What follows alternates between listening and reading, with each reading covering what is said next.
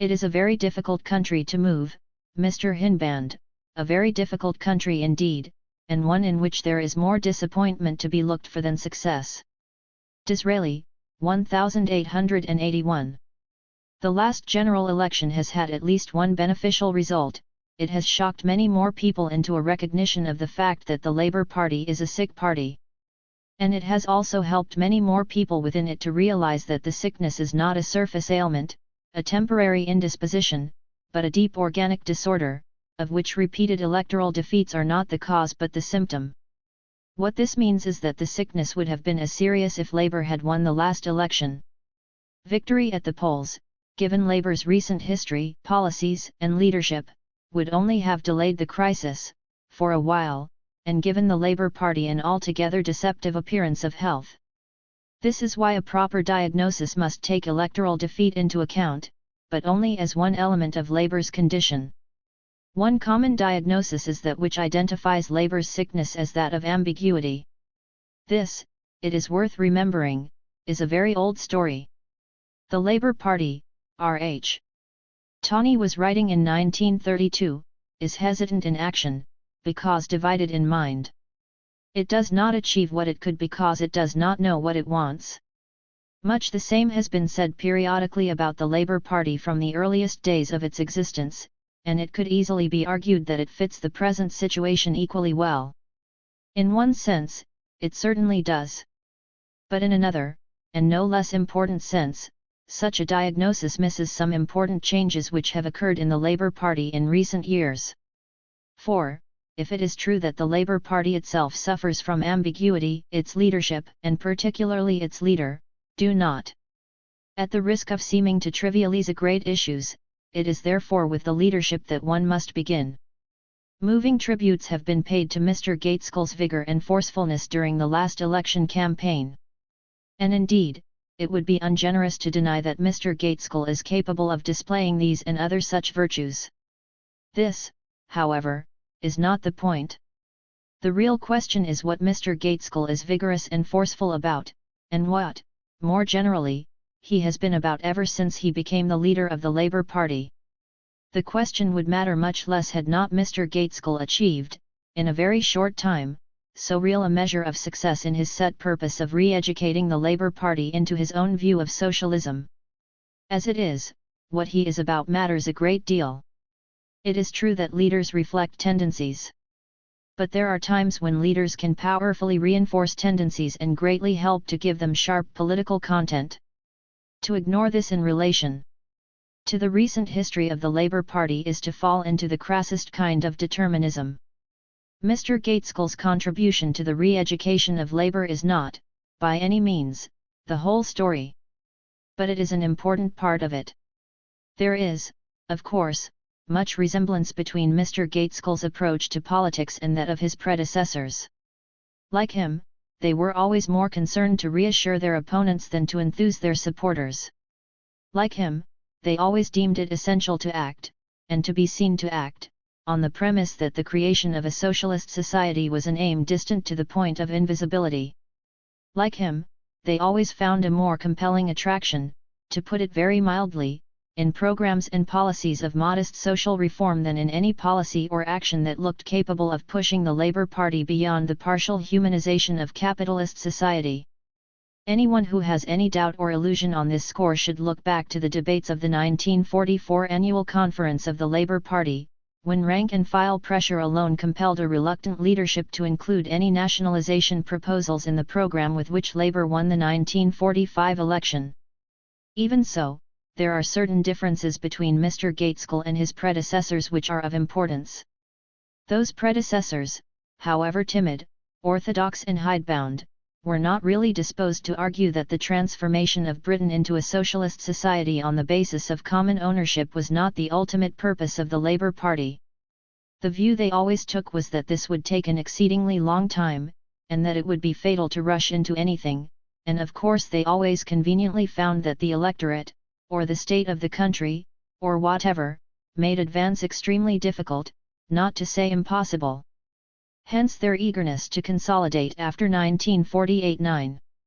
But they did not, in ideological terms, view the measures of common ownership undertaken after 1945 as marking, for all practical purposes, the end of the process.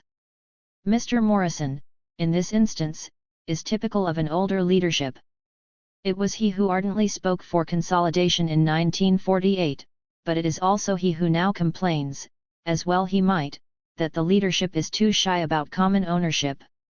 On this issue, the traditional quarrel between right and left was about the speed of advance, not about the ultimate desirability of advance itself. Mr. Gaitskell and his ideological friends view these matters very differently. For they do not believe that the purpose of the Labour Party ought to be the creation of a socialist society on the basis of common ownership. On the contrary, they believe that common ownership, as a basic purpose of the Labour Party, is not only electorally damaging, but irrelevant and obsolete. This, it has been made quite clear, does not mean that. 5.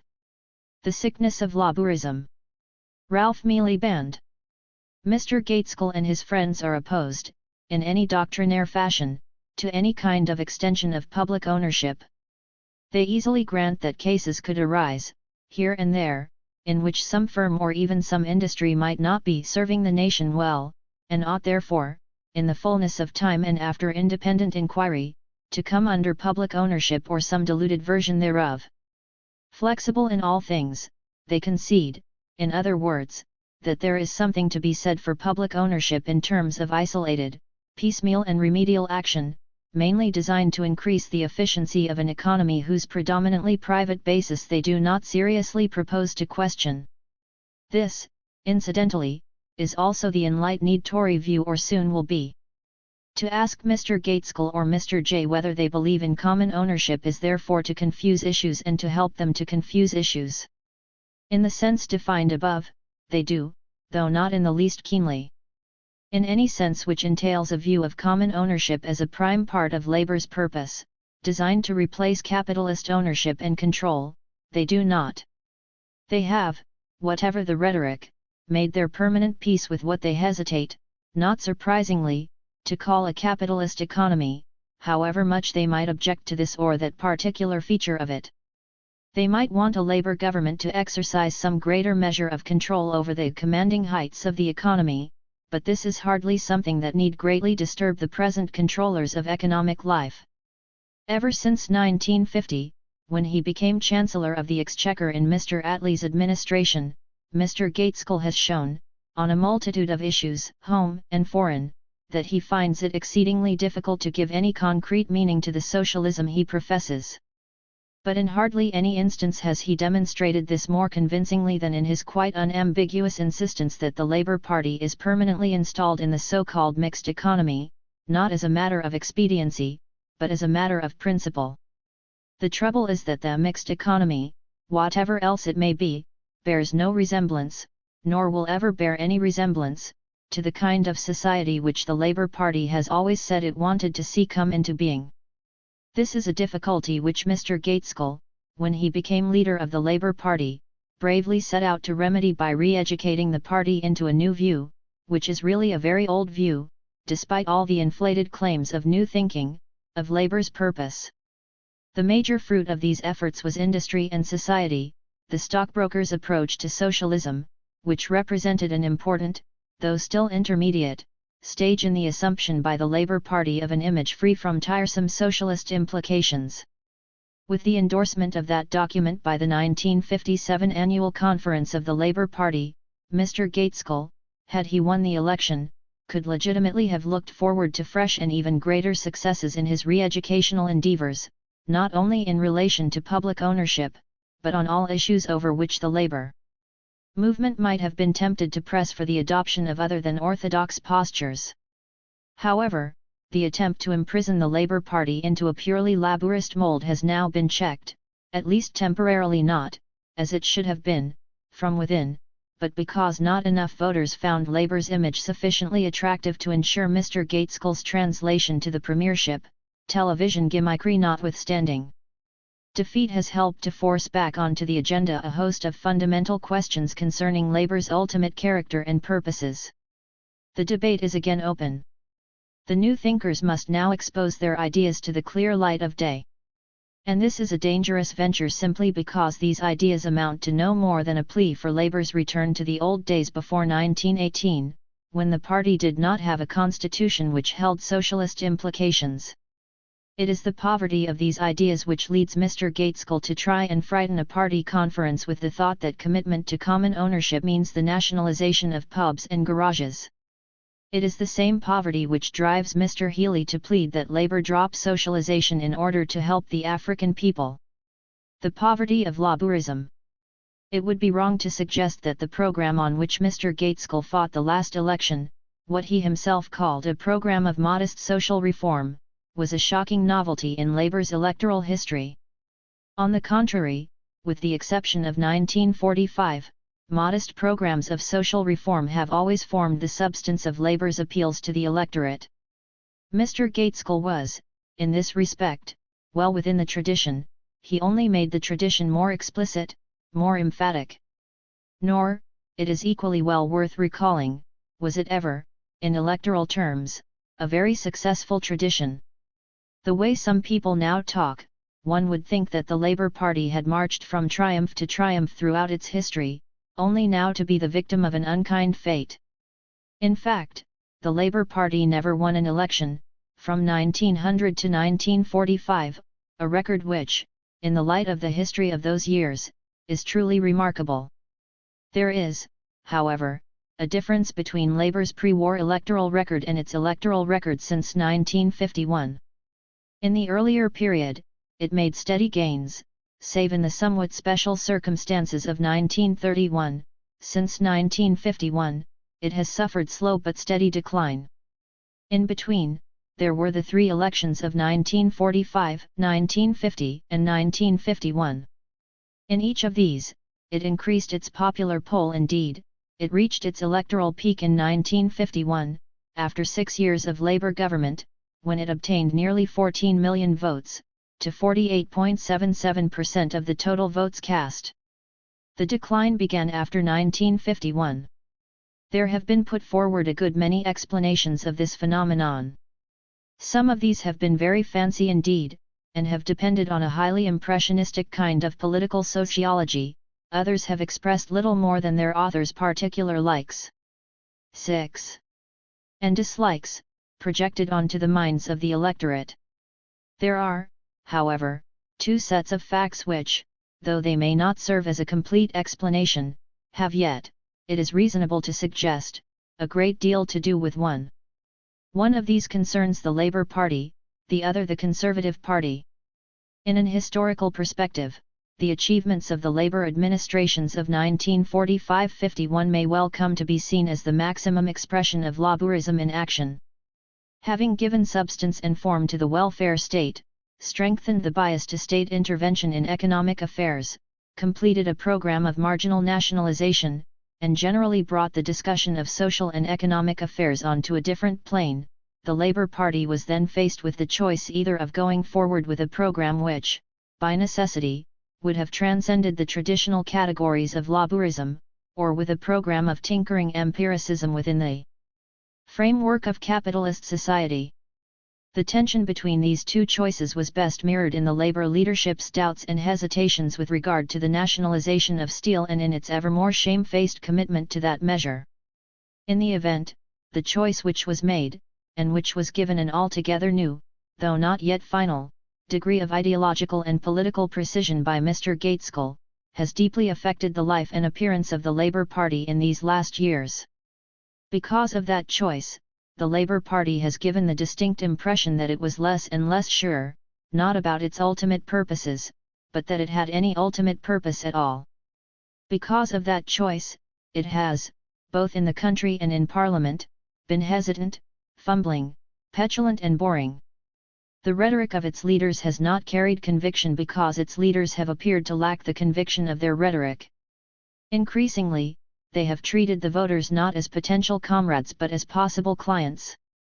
The less substantial their program and policies, the more frantic has been the effort to give them gloss and polish. Neither on issues of home affairs, nor in relation to the H-bomb, NATO and foreign affairs generally, have the Labour leaders appeared as a clear alternative to the Tories. The reason for this is not that they were unable somehow to put over their case. The reason is that they were not such an alternative. This of course was a great help to the Tory party. Whoever it is that never had it so good, the Tories never had it so easy.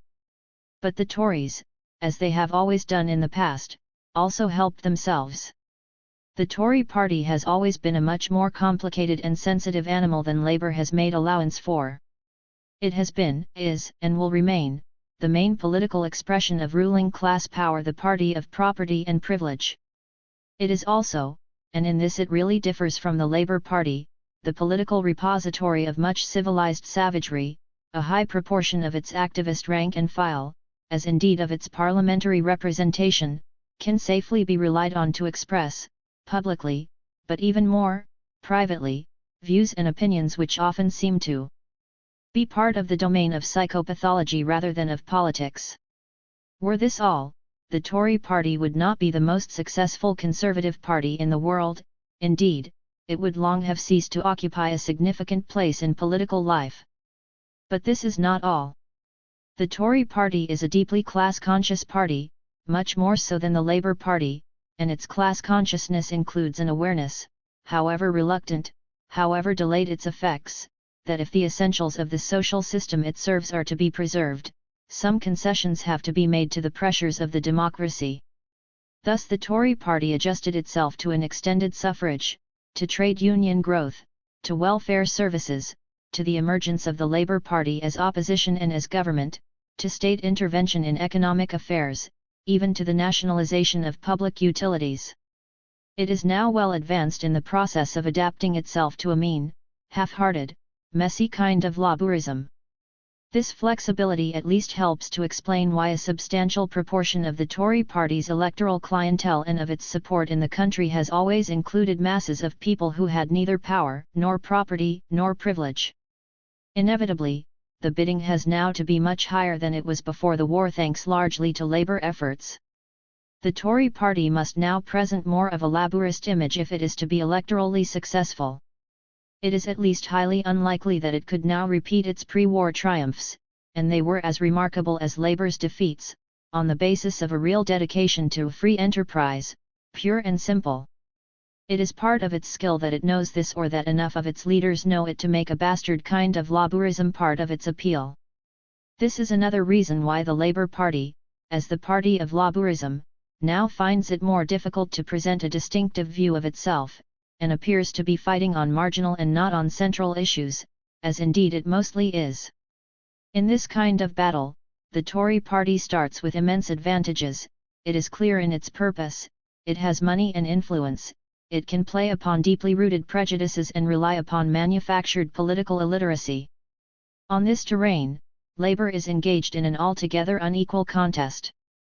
Of course, it may well be that economic crisis, allied to the imperative demands of its special clientele will, at some point or other, make it much more difficult, perhaps even impossible, for the Tory party to continue showing a Labourist image.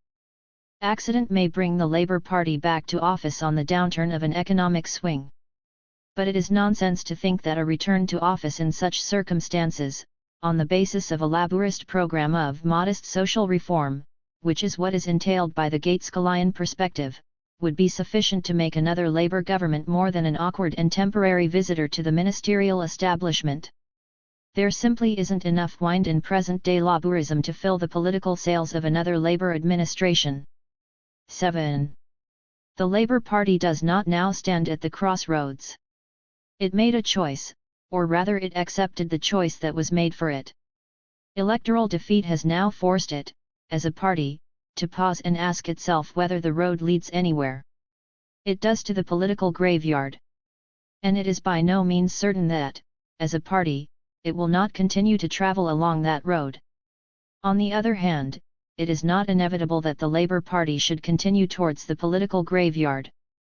It is within its power to retrace its steps and dedicate itself anew to the socialist policies which are its only alternative. In terms of programme and in the immediate, local context, this means, above all, a specific and unambiguous rededication to common ownership as Labour's central and distinctive purpose. Certainly, there is everything to be said for any amount of rethinking on the problems which the translation of that purpose into practice does raise, such as, for instance, the problem of organization and structure, of participation and responsibility, of control and coordination. But what does not admit of rethinking, at least for a party which claims to be committed to the creation of a socialist order of society, is whether common ownership is central to its purpose. A program of common ownership does not, obviously enough, exhaust the commitment of a socialist party. But it is not the elaboration of a comprehensive socialist program which presents the major difficulty. It is the will to have one, and to act upon it. In this connection, it seems to me altogether wrong for those who wish to see the Labour Party embark upon a socialist course to try and tempt the doubters by asserting that a socialist program is bound to result in a spectacular Labour victory at the next election. This could well have been said with a real measure of confidence in 1950 or 1951. To say it now, categorically, is to ignore a good deal that has happened in the intervening years. It is, for instance, to forget the fact that the Labour Party and the trade unions have not only failed, in those years, to do a job of socialist education, in word and also in deed, but that many of its leaders have, more positively, been powerful contributing agents to the contemporary trivialization of politics and to the creation of an image of socialism as a mean little experiment in bureaucratic piecemeal social engineering. To take but one example from the last election campaign, pension schemes are important, but they cannot be the showpiece of a serious political party. A party which does make pensions its showpiece at election time is a sick party, immured in a frame of mind which excludes the noise and the bustle, the challenge and the promise, the adventure and the dedication which are at the core of socialism. And they wonder why youth finds them trivial bores. Whether Labour would or would not win the next election on a socialist program, no one can tell. But defeat on such a program, if it were to occur, would not cause the demoralization which defeat on a Labourist program must inevitably produce. Nor in any case can election prospects ever be the ultimate criterion of policy. In this respect, the victory of 1945 has had one very bad consequence, in that it has so powerfully reinforced Labour's ministerialist obsession. There is no inherent virtue in opposition, but it is all too easy to exaggerate the virtues of office, as a thing in itself, independently of the real, concrete purposes office is intended to serve. Politics, lots of people need to learn again, are not exclusively electoral. Nor is the preparation of a program, however excellent, in the least sufficient. Programs have to be lived, explained, defended, fought for not only at elections and not only in spasms of parliamentary rhetoric but, over a multitude of diverse issues, great and small, as part of a continuous challenge to the fatal assumption that we live in a BBC world of minor disagreements.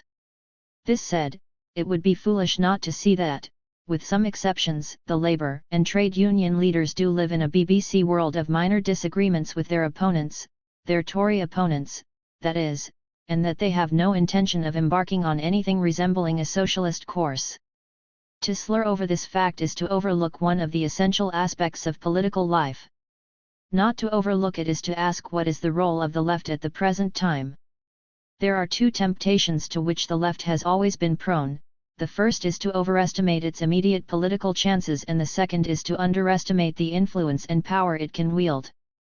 The first leads to grandiloquent announcements that inexorable forces are about to sweep the old order, including the Labour leaders, into that famous old dustbin of history. The second temptation, which often seizes people who had earlier given way to the first, leads to cynicism, despair and, in one form or another, withdrawal. The left in Britain, inside and outside the Labour Party, organised or dispersed, has always fought a minority battle, and has more often suffered serious defeats than known substantial victories. It has never come anywhere near to dislodging the orthodox controllers of the Labour Party and the trade unions from their entrenched positions, not even in the worst days of McDonaldism. But the view that it has therefore had no impact upon the Labour movement is a misreading of history. For the left, in actual fact, and despite all its defeats, has had sufficient influence to keep alive a vision, an impulse and a demand which Labour leaders, for all their conference victories, have always been forced to reckon with. Had this not been the case in the 1920s, McDonaldism would have finally captured the Labour Party. Had it not been the case in the 1930s, the victory of 1945 would have been translated into far fewer achievements. Were it not the case today, the Labour Party might much more easily be led into the footsteps of the French and German Social Democratic parties. What the left has always done is to prevent the Labour leadership from giving way completely to its inclinations, and, given the nature of these inclinations, this is something of great consequence. Moreover, what is true of the impact of the left on the Labour right is also true of its impact on the right in general, on issues ranging from civil 8. Liberty to nuclear strategy, from industrial relations to educational policy. If the bid has been raised, it is more than anything else, the left which has helped to raise it. This, I think, suggests a perspective for the left in the immediately relevant future. It is not a perspective which offers the promise of spectacular change within the Labour movement now. Mr. Gaitskell will not, it is pretty safe to predict, be deposed for some time to come. The present policies of the Labour Party will not be substantially reversed, whatever verbal concessions may be made to the mood of the activists. The Parliamentary Labour Party, always, as a body, a pliant instrument of orthodoxy, will not become a live and powerful opposition, and most trade union leaders will try to proceed on their traditional and traditionalist course. All this is something that has to be faced, lived with and worked within. What it suggests, however, is that there is a crucially important job for the left to do, in educating itself and helping to educate others into the promise and the conditions of socialism in the 1960s, in pushing back the frontiers of debate and action, in maintaining that continuous pressure which socialists can exercise as part of their service, wherever in the labor movement they may be situated, against all that is unprincipled and, in socialist terms, corrupt, about the policies and actions of the labor establishment, and not only at national level either, in the organization of permanent protest, which is also permanent affirmation, against the evils and the inadequacies, the crimes and the absurdities of a society sick with the impulse to private appropriation. The left is not a sect of the virtuous, lost among a television Moronist multitude which has been finally brainwashed into commodity worship. Notwithstanding electoral appearances, there is, at a multitude of points, a deep unease about the character, ethos, and future of this society, and an equally deep awareness that the orthodoxies both of conservatism and of Labourism provide no answer to its tensions. Socialists can help to give substance, precision, and drive to that unease and that awareness. In so doing, they will, in the perspective of tomorrow, lay the foundations for real advances the day after tomorrow. As the Labour Party's impulse, Labourism has now all but spent itself. But the battle for socialism has barely begun. 9. A study of the working class Tory. This article has been written on the basis of a preliminary survey in Clapham and Stevenage. There are many people in the Labour Party who still believe that the working class Tory voter is a myth. The working class Tory has been treated as an isolated deviant, a fabricated figment projected both by the Conservative Central Office and the left-wing extremists to embarrass the party. For some years, the party has been geared, at each election, to getting out the Labour vote, the safe assumption being that the social composition of Labour's support is a fixed, immutable fact, and that the only barrier to an electoral victory was the reluctance of the working class to cast a vote. This picture has never, in fact, been wholly true, and it is less true now than it has ever been. What has still to be analyzed and discussed are the characteristic attitudes of the large minority of working people who, at the last election, recorded a Conservative vote. The Conservative Party is the gentleman's party. They're the people who have got the money. I always vote for them. I'm only a working man and they're my governors. The man who said this to me, a 61-year-old plumber, living in a pre-war council flat in Clapham, might be thought untypical. He came from a country family. Both he and his wife had been brought up in a Cotswold village, and the roots of his conservatism could no doubt be traced back to the villagers' traditional deference to the local gentry. His work, too, may have been more than commonly deferential. Much of his time had been spent in the buildings of royalty, government, and the academy. But his views were representative. They describe the main features of what might be called the deference vote. They've got the money, and the people with money are the people you look up to. These sentiments express the characteristic faith of the working class Tory. They are not survivals from a vanished past, nor do they appear to be declining. On the contrary, they were expressed as commonly and as emphatically by young voters in Stevenage, one of the newest industrial communities in Britain, as by the elderly in Clapham, an aging inner London borough. With background and education, you naturally go to the top. I take my hats off to the Conservatives. I recognise them as gentlemen. The Labour Party are only men. The Labour Party are all against making too much money, and they don't like the top classes. But I think you must have rich people to run the country. I think the Conservatives are made for the job of government. They're mostly men with money, and they've got more money sense. They understand it more. And there are the different universities and colleges they've gone to. It all helps, that sort of thing. These were some of the comments at Stevenage, where 1/3, 31%, of the 70 voters interviewed believed that political leaders should be drawn from families used to running the country. The attitudes represented here are very deep-seated.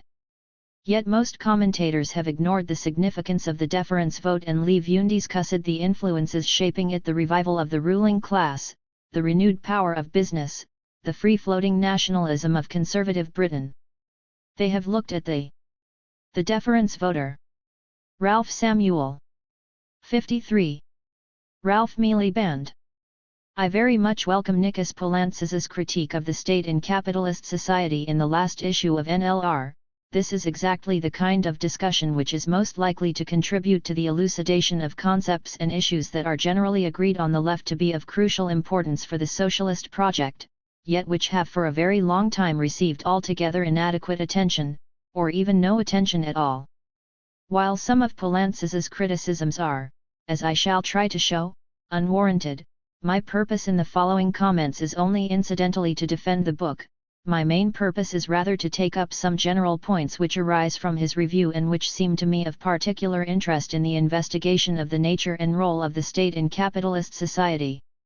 I hope that others may be similarly provoked into entering the discussion. 1. The problem of method. The first such point concerns the question of method. Poulantzas suggests that, notwithstanding the book's merits, about which he is more than generous, the analysis which it attempts is vitiated by the absence of a problematic which would adequately situate the concrete data at the capitalist state. Reply to Nikos Poulantzas. Presence.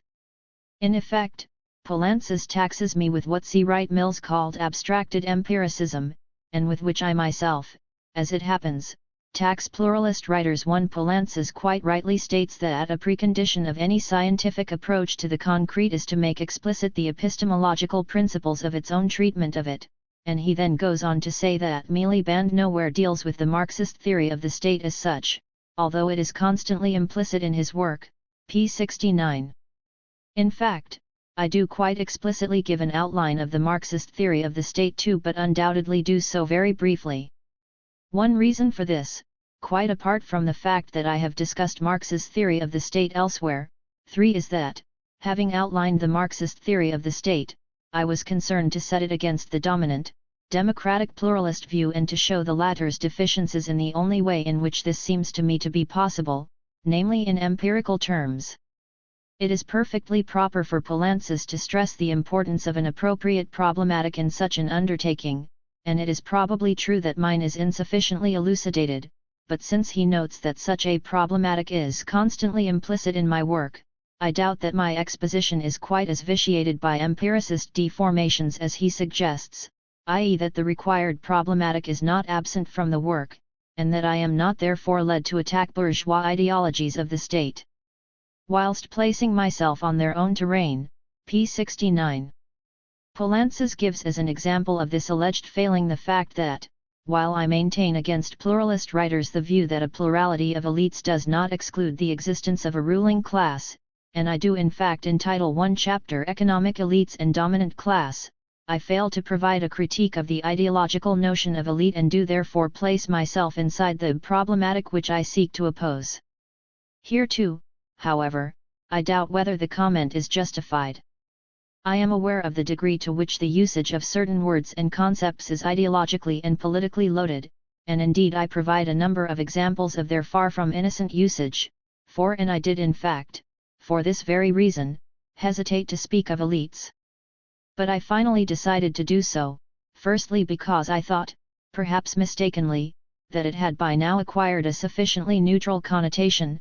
Incidentally, it may still have a much more ideological ring in its French usage than in its English one, and secondly because it seemed, in its neutral sense, the most convenient word at hand to suggest the basic point that, while there do exist such separate elites inside the dominant class, which Poulantzas describes by the admittedly more neutral, but rather weak word fractions, they are perfectly compatible with the existence of a dominant class, and are in fact parts of that class.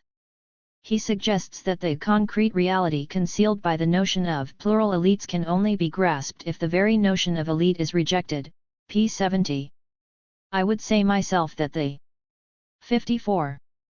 Concrete reality can only be grasped if the concept of elite is turned against those who use it for apologetic purposes and shown to require integration into the concept of a dominant or ruling class, i.e. there are concepts of bourgeois social science which can be used for critical as well as for apologetic purposes.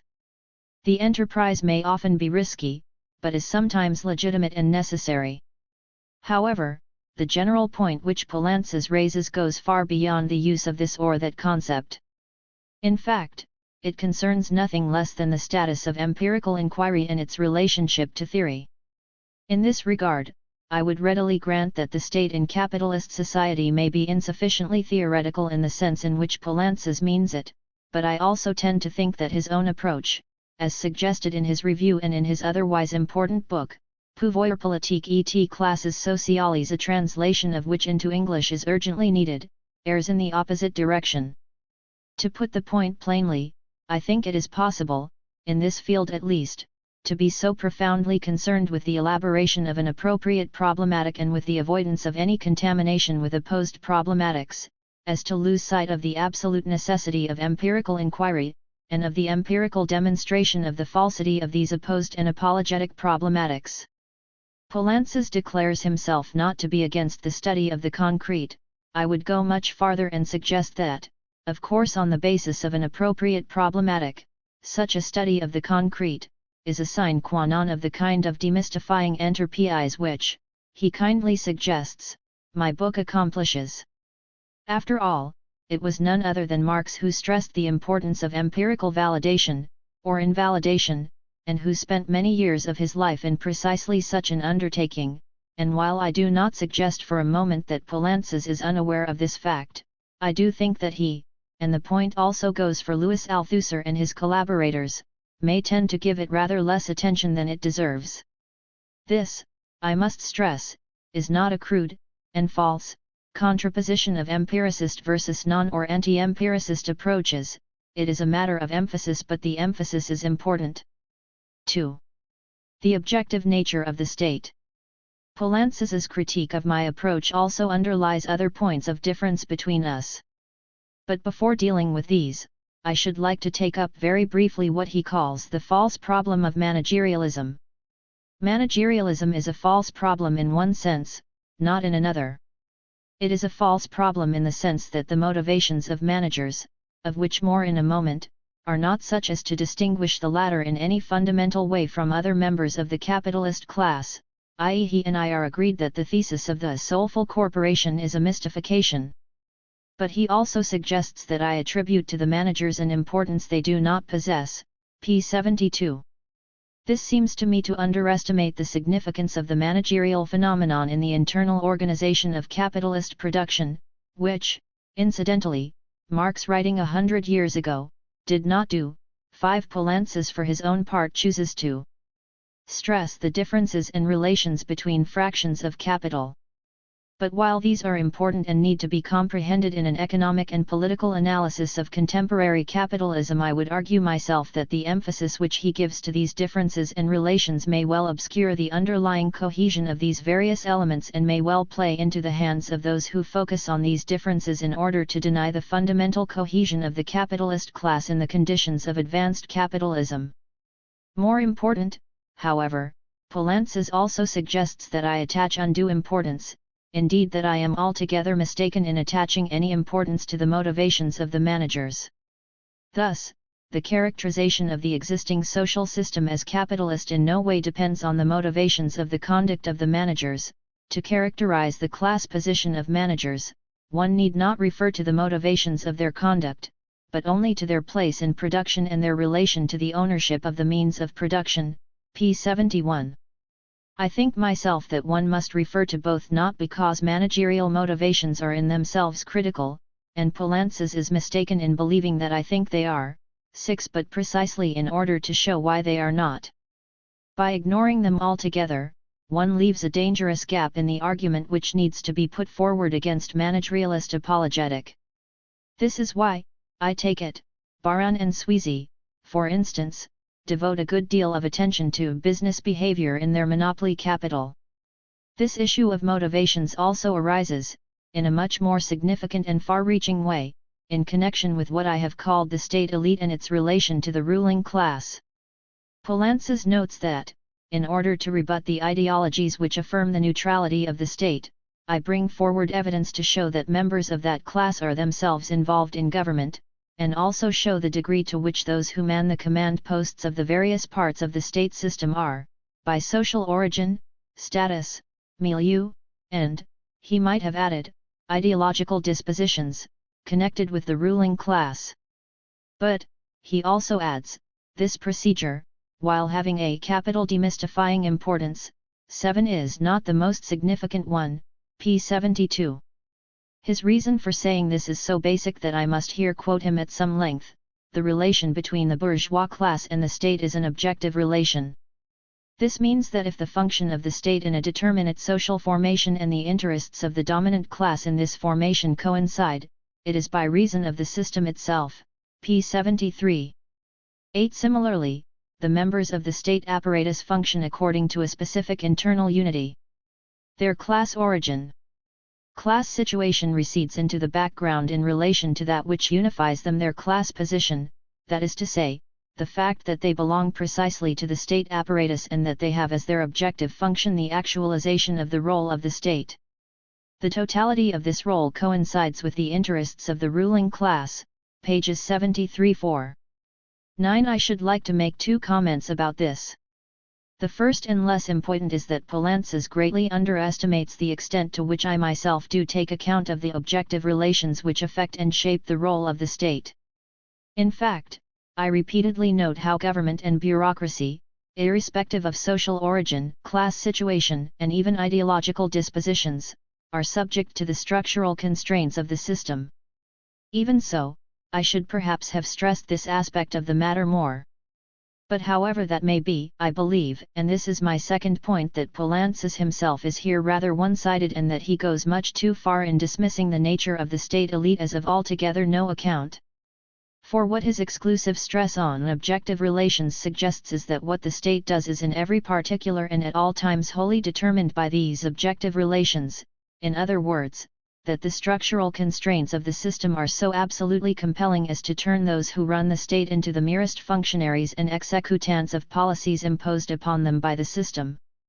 At the same time, however, he also rejects the long Marxist tradition, which has considered that the state is only a simple tool or instrument manipulated at will by the ruling class, p. 74. Instead, he stresses the relative autonomy of the state. But all that this seems to me to do is to substitute the notion of objective structures and objective relations for the notion of ruling class. But since the ruling class is a dominant element of the system, we are in effect back at the point of total subordination of the state elite to that class, i.e. the state is not manipulated by the ruling class into doing its bidding, it does so autonomously but totally because of the objective relations imposed upon it by the system. Poulantzas condemns the economism of the Second and Third Internationals and attributes to it their neglect of the state, p. 68. But his own analysis seems to me to lead straight towards a kind of structural determinism, or rather a structural superdeterminism, which makes impossible a truly realistic consideration of the dialectical relationship between the state and the system. For my own part, I do believe that the state in these class societies is primarily and inevitably the guardian and protector of the economic interests which are dominant in them. Its real purpose and mission is to ensure their continued predominance, not to prevent it. 10. But I also believe that within this problematic, the state elite is involved in a far more complex relationship with the system and with society as a whole than Poulantzas's scheme allows, and that at least to a certain but definite and important extent that relationship is shaped by the kind of factors which I bring into the analysis and which Poulantzas dismisses as of no account. The political danger of structural superdeterminism would seem to me to be obvious. For if the state elite is as totally imprisoned in objective structures as is suggested, it follows that there is really no difference between a state ruled, say, by bourgeois constitutionalists, whether conservative or social democrat, and one ruled by, say, fascists. It was the same approach which led the Comintern in its class against class period fatally to underestimate what the victory of the Nazis would mean for the German working class movement. This is an ultra-left deviation which is also not uncommon today, and it is the obverse of a right deviation which assumes that changes in government, for instance the election of a social democratic government, accompanied by some changes in the personnel of the state system, are sufficient to impart an entirely new character to the nature and role of the state. Both are deviations, and both are dangerous. It is the same sort of obliteration of differences in the forms of government and state which appears in Poulantzas's references to the relative autonomy of the state. He suggests that Marx designated Bonapartism as the religion of the bourgeoisie, and takes Marx to mean that Bonapartism was characteristic of all forms of the capitalist state, p. 74.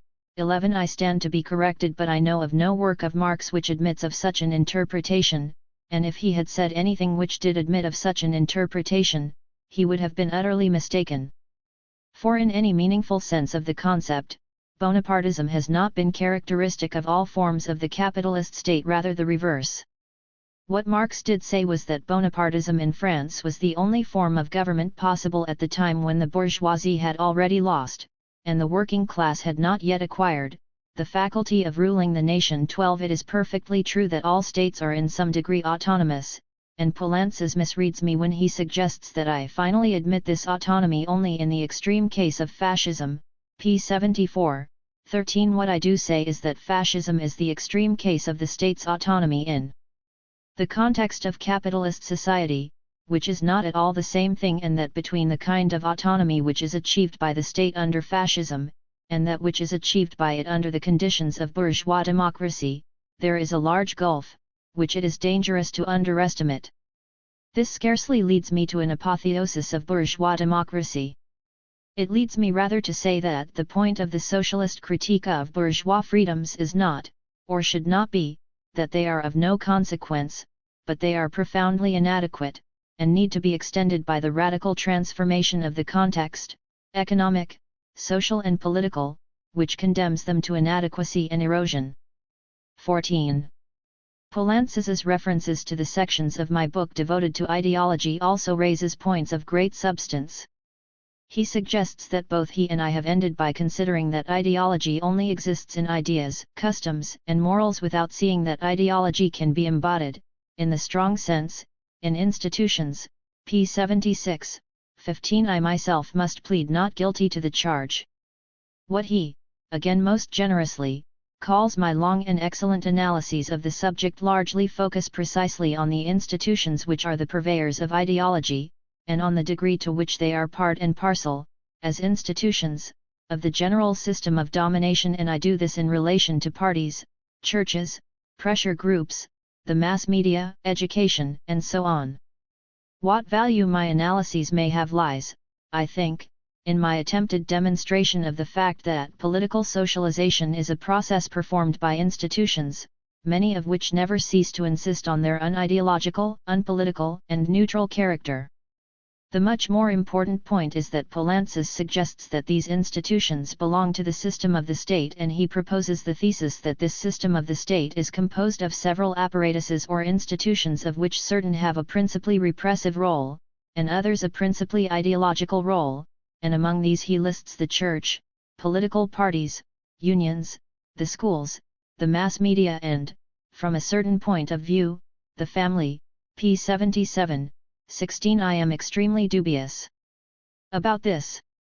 I suggest in the state in capitalist society that the state is increasingly involved in the process of political socialization, and that it plays, in certain respects, an extremely important role in it. 17. But I also think that, just as it is necessary to show that the institutions mentioned earlier are part of a system of power, and that they are, as Poulantzas says, increasingly linked to and buttressed by the state, so is it important not to blur the fact that they are not, in bourgeois democracies, part of the state but of the political system.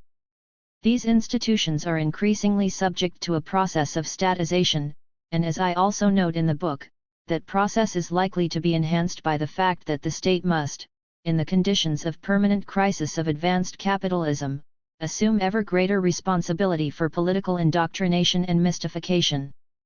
But to suggest that the relevant institutions are actually part of the state system does not seem to me to accord with reality, and tends to obscure the difference in this respect between these political systems and systems where ideological institutions are indeed part of a state monopolistic system of power. In the former systems, ideological institutions do retain a very high degree of autonomy, and are therefore the better able to conceal the degree to which they do belong to the system of power of capitalist society. The way to show that they do, is not to claim that they are part of the state system, but to show how they do perform their ideological functions outside it, and this is what I have tried to do. Finally, Poulantzas notes that my book says very little by way of political conclusions. If by political conclusions is meant where do we go from here, and how, the point is well taken.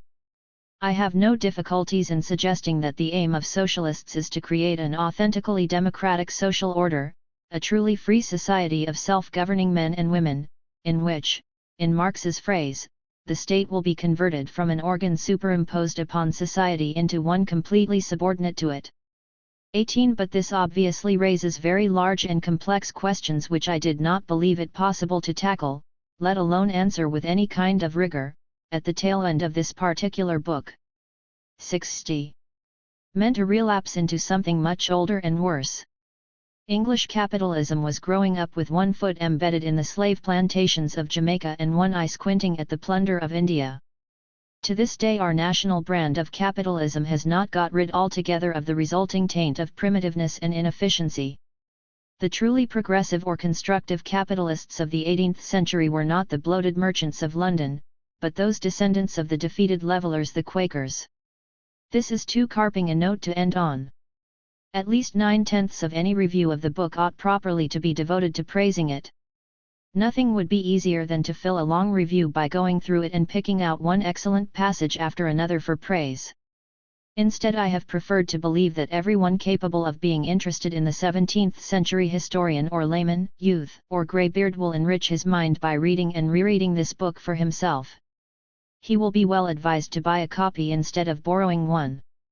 At 25 shillings it is extraordinary value for money. Victor Kiernan. Revolutionaries by Half. The Girondins, by M. J. Sydenham. University of London, Athlone Press. 35s pages 252. Thr purpose of Dr. Sydenham's book is to show that Girondins should be written Girondins. There is a limited sense in which this is a useful historical enterprise, since the legend has endured that the Girondins were a large, distinct, and cohesive party, in opposition to another large, distinct, and cohesive party, the Jacobins.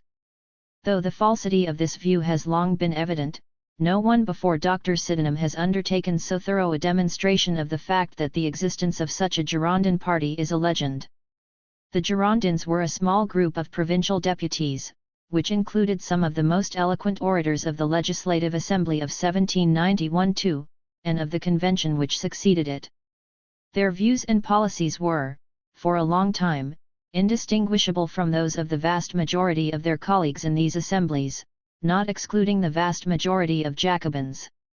Indeed, many Girondins were themselves members of the Jacobin Club until the beginning of 1792. It was a group, as Dr. Sydenham shows, which lacked organization, and 66. Whose members, connected by loose ties of friendship, sometimes spoke and voted in concert, and sometimes, even on crucial issues, did not. The only true unity they attained was in death and proscription, after their expulsion from the convention in June 1793. So far, so good. But only so far. For their opponents, and notably Robespierre, only exaggerated the cohesion and extent of the group, just as the Jacobins, before June 1793, exaggerated, for political and propaganda purposes, the consciously counter-revolutionary character of the Girondins' endeavours. But their enemies were not wrong in seeing the Girondins as a faction, and, in the circumstances of 1792-3, as a counter-revolutionary faction at that. If ever the notion of objective counter-revolutionary had demonstrably applicable meaning, it was in their case. The Girondins first attained real prominence in the second half of 1791, when they assumed the leadership, within the revolutionary movement, of a massive propaganda drive designed to persuade the French people that a preventive war was essential to save the revolution. This warmongering campaign was remarkably successful. By April 1792, when France did declare war, support for it was overwhelming everywhere in the country. It is one of the major ironies of the French Revolution that it was the war which the Girondins did their best to bring about which was the cause of their downfall, while Robespierre, who led the tiny opposition to it, owed his assumption of power to the new conditions war created.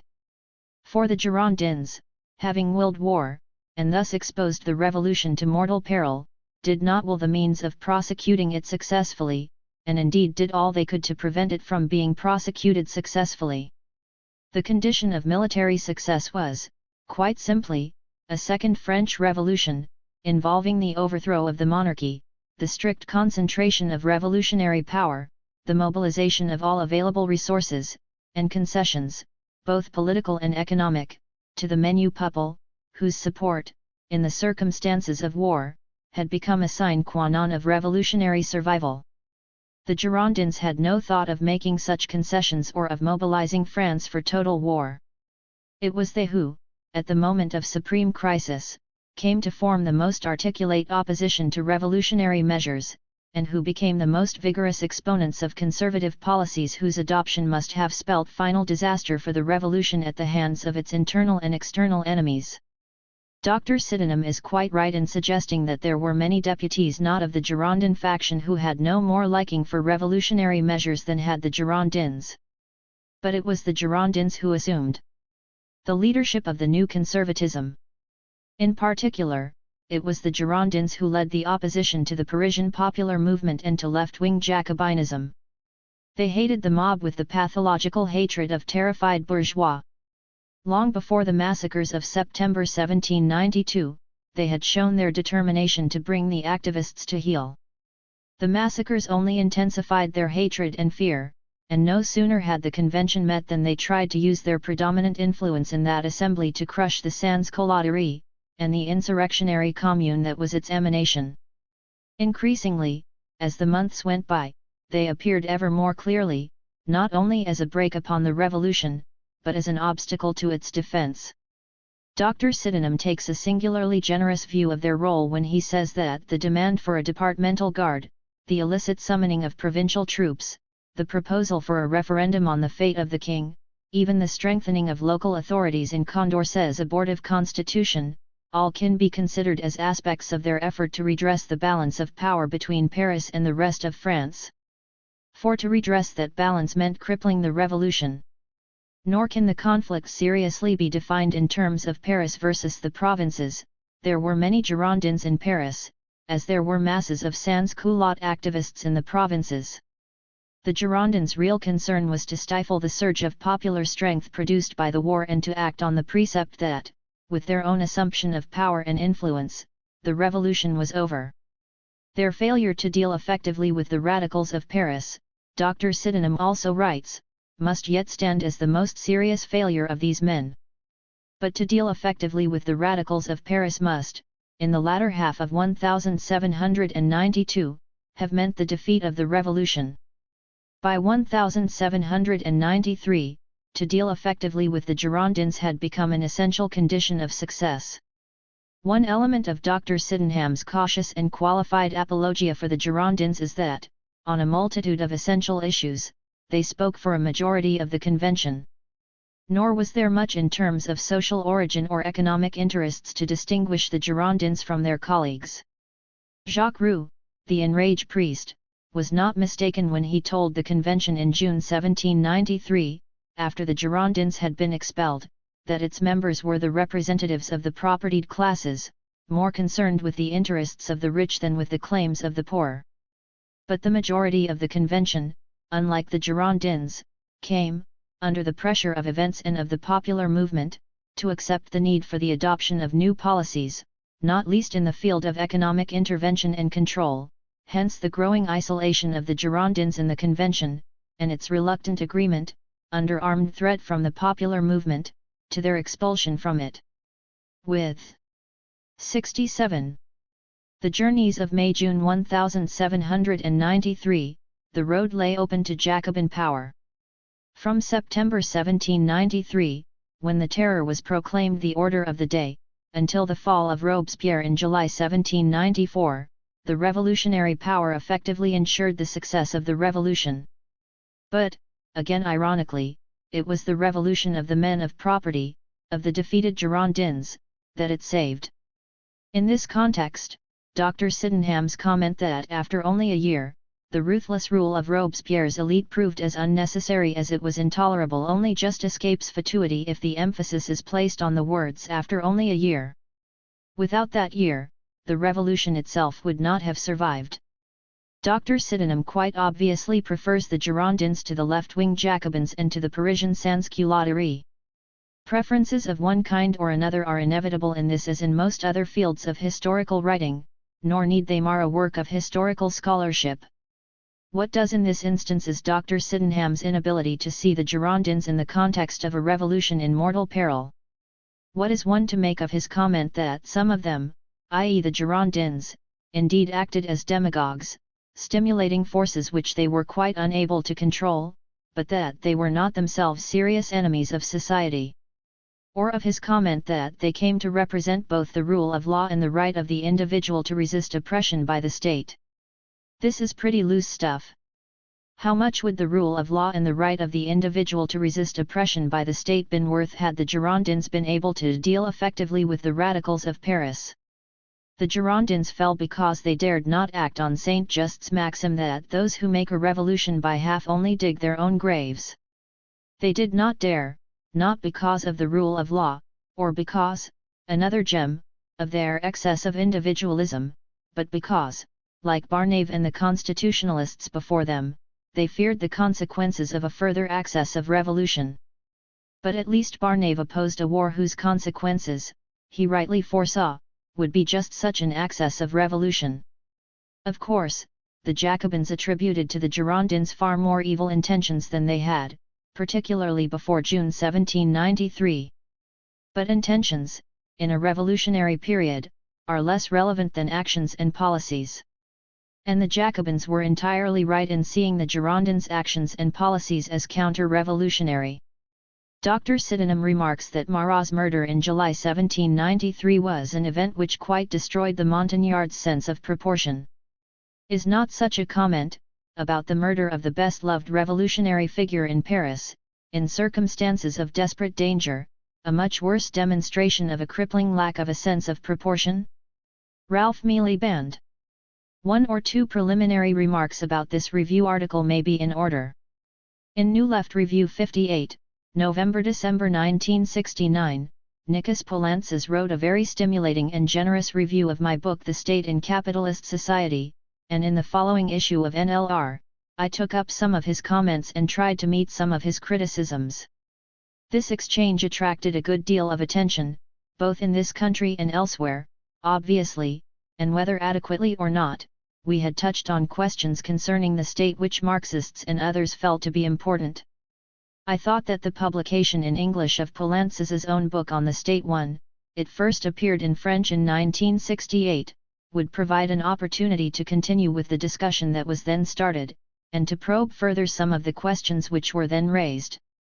Unfortunately, the attempt to do this must, so far as I am concerned, be made in a much more critical vein than I had expected.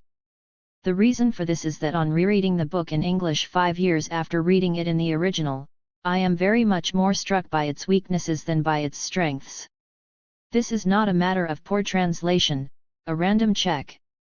Poulantzas and the Capitalist State. 83.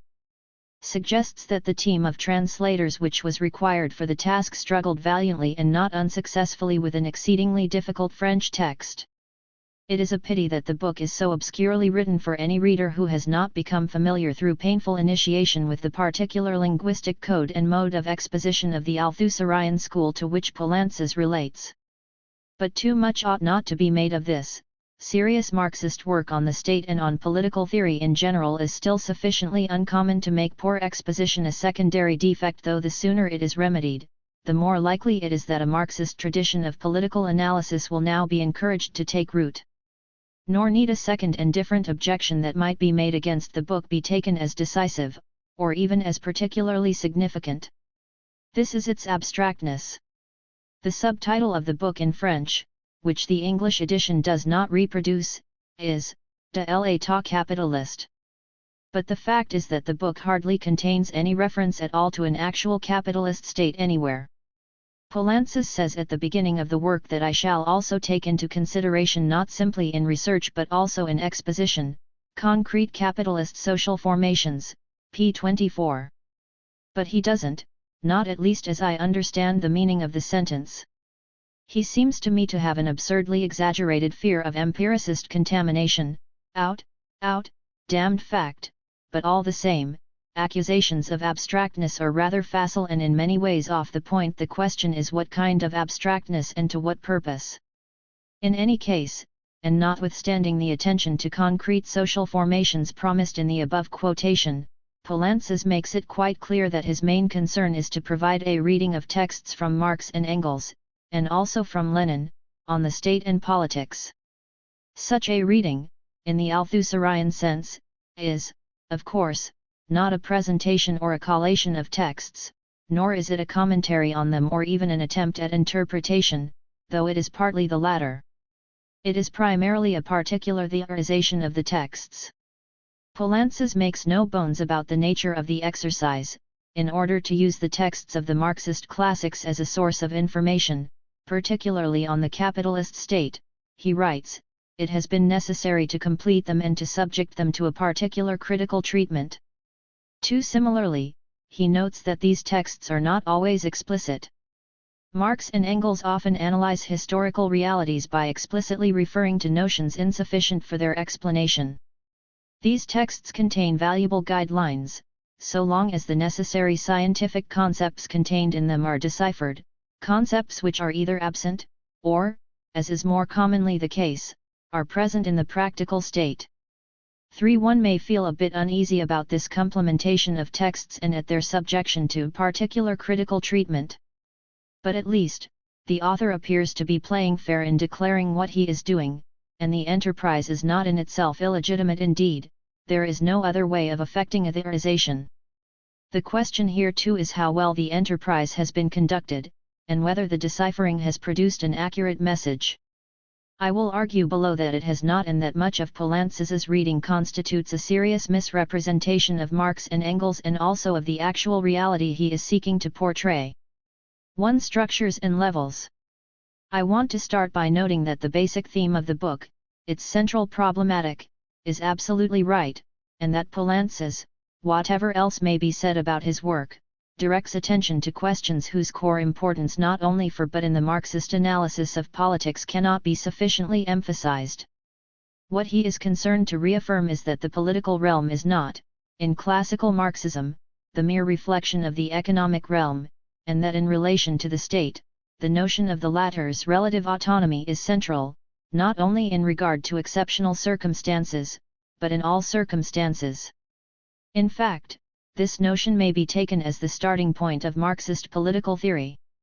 As with Althusser, economism is for Poulantzas one of the three cardinal sins, the other two being historicism and humanism, and even though his anti-economism is so obsessive as to produce its own deviations, there is no doubt that economistic misinterpretations of the politics of classical Marxism have been so common among enemies and adherents alike that even some street NKE in the assertion of the central importance of the concept of the relative autonomy of the political in Marxist theory may not come amiss. 4. Still, to insist on this is only a starting point, however important. Once it has been established, the questions follow thick and fast. How relative is relative? In what circumstances is it more so, or less? What form does the autonomy assume? And so on. These are the key questions of a Marxist political sociology, and indeed of political sociology tout court. It would be absurd to blame Poulantzas for not having, in this book, provided an answer to all these questions. The real trouble, as I see it, is that his approach to these questions prevents him from providing a satisfactory answer to them. In my reply to Poulantzas in NLR 59, I said that his mode of analysis struck me as leading towards what I then called structural superdeterminism. I think that was right, but that a more accurate description of his approach and of its results would be structuralist abstractionism.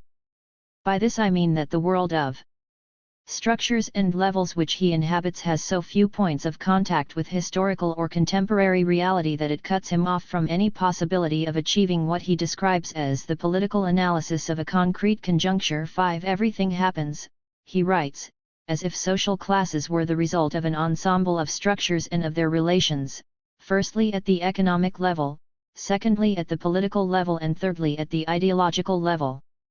6. But even if we assume that classes are the product of such an ensemble, we want to know the nature of the dynamic which produces this ensemble, and which welds the different levels into the ensemble.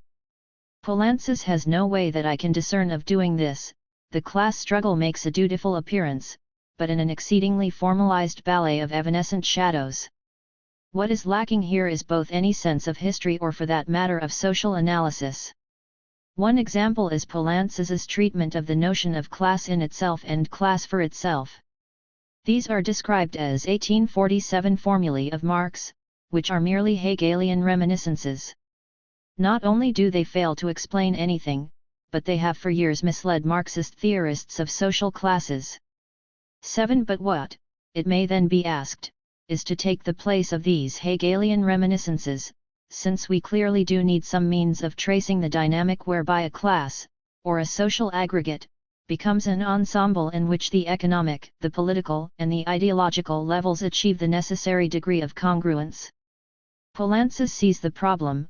A class, he says, can be considered as a distinct and autonomous class, as a social force, inside a social formation, only when its connection with the relations of production, its economic existence, is reflected on the other levels by a specific presence. 8. Leaving aside this oddly economistic reflectionism, after so much denunciation of it, one must ask, what is a specific presence? The answer is that this presence exists when the relation to the relations of production, the place in the process of production, is reflected on the other levels by pertinent effects. 9. What then are pertinent effects? The answer is that we shall designate by pertinent effects the fact that the reflection of the place in the process of production on the other levels constitutes a new element which cannot be inserted in the typical framework which these levels would present without these elements. 10. This might be interpreted to mean that a class assumes major significance when it makes a major impact upon affairs, which can hardly be said to get us very far. But Poulantzas does not even mean that. For he also tells us, the dominance of the economic struggle, i.e. economism as a form of working class struggle R.M., does not mean an absence of pertinent effects at the level of political struggle. It only means a certain form of political struggle, which Lenin criticizes by considering it as ineffectual. 11. So, at one moment a class can only be considered as distinctive and autonomous if it exercises pertinent effects, i.e. a decisive impact. Next moment, these pertinent effects may be ineffectual. Poulantzas never ceases to insist on the need for rigorous and scientific analysis. But what kind of rigorous and scientific analysis is this? Indeed, what kind of analysis at all? 2. Class power and state power. I now want to return to the issue of the relative autonomy of the state and show how far Poulantzas's structuralist abstractionism affects his treatment of the question. Not only does his approach seem to me to stultify his attempt to explain the nature of the state's relationship to the dominant class, it also tends to subvert the very concept of relative autonomy itself. Driven out through the front door, economism reappears in a new guise through the back. Thus, Poulantzas tells us that power is not located in the levels of structures, but is an effect of the ensemble of these levels, while at the same time characterizing each of the levels of the class struggle. 12. From this proposition, which strikes me as extremely dubious, but let it pass, Poulantzas moves on to the idea that the concept of power cannot thus be applied to one level of the structure. When we speak, for example, of state power, we cannot mean by it the mode of the state's articulation at the other levels of the structure, we can only mean the power of a determinate class to whose interests, rather than to those of other social classes, the state corresponds. 13. Now this, I should have thought, is manifestly incorrect. It is simply not true that by state power, we can only mean the power of a determinate class. For this, inter alia, is to deprive the state of any kind of autonomy at all and to turn it precisely into the merest instrument of a determinate class, indeed all but to conceptualize it out of existence. Lest it be thought that I exaggerate, consider this: the various social institutions, in particular the institutions of the state, do not, strictly speaking, have any power. Institutions, considered from the point of view of power, can be related only to social classes which hold power. 14. As if uneasily aware of the implications of what he is saying, Poulantzas assures us that this does not mean that power centers, the various institutions of an economic, political, military, cultural, etc., character are mere instruments, organs, or appendices of the power of social classes. They possess their autonomy and structural specificity, which is not as such immediately reducible to an analysis in terms of power. 15. This half-hearted concession does not dissipate the confusion, it only compounds it. The reason for that confusion, or at least one reason for it, is Poulantzas's failure to make the necessary distinction between class power and state power. State power is the main and ultimate but not the only means whereby class power is assured and maintained. But one of the main reasons for stressing the importance of the notion of the relative autonomy of the state is that there is a basic distinction to be made between class power and state power, and that the analysis of the meaning and implications of that notion of relative autonomy must indeed focus on the forces which cause it to be greater or less, the circumstances in which it is exercised, and so on. The blurring of the distinction between class power and state power by Poulantzas 16 makes any such analysis impossible. For all the denunciations of economism, politics does here assume an epiphenomenal form. This is particularly evident in Poulantzas's scattered and cursory references to the bourgeois democratic form of the capitalist state. 2 instances may be given to illustrate the point. The first concerns the relationship between different elements of the state system. For Poulantzas, the actual relation of the state's institutional powers, which is conceived as a separation of these powers, is in fact fixed in the capitalist state as a mere distribution of power, out of the undivided unity of state sovereignty. 17. This formulation slurs over some important questions concerning the nature of the bourgeois democratic form of state. No doubt, in the strong sense in which it has commonly been used, the notion of the separation of powers is a mystification which serves apologetic purposes. But to dismiss the actual separation of power which occurs in this form of state as a mere distribution of power out of the undivided unity of state sovereignty is to ignore processes which it is the task of a Marxist political theory to situate in a proper perspective. Thus, to take a topical example, the constitutional struggles around Watergate may or may not produce large results. But there is something badly wrong with a mode of analysis which suggests that the actual relation of the state's institutional powers, in this case the American state, is a mere distribution of power, out of the undivided unity of state sovereignty. It begs too many questions and leaves too much unanswered. Similarly, and more important, Poulantzas appears to me systematically to underestimate the significance of the role performed by bourgeois political parties in organizing and articulating the interests and demands of various classes, notably the dominant class. The political parties of the bourgeois class and of its fractions are unable, he tells us, to play an autonomous organizational role, let alone one analogous to the role of the working classes parties. 18 This too is surely an untenable claim.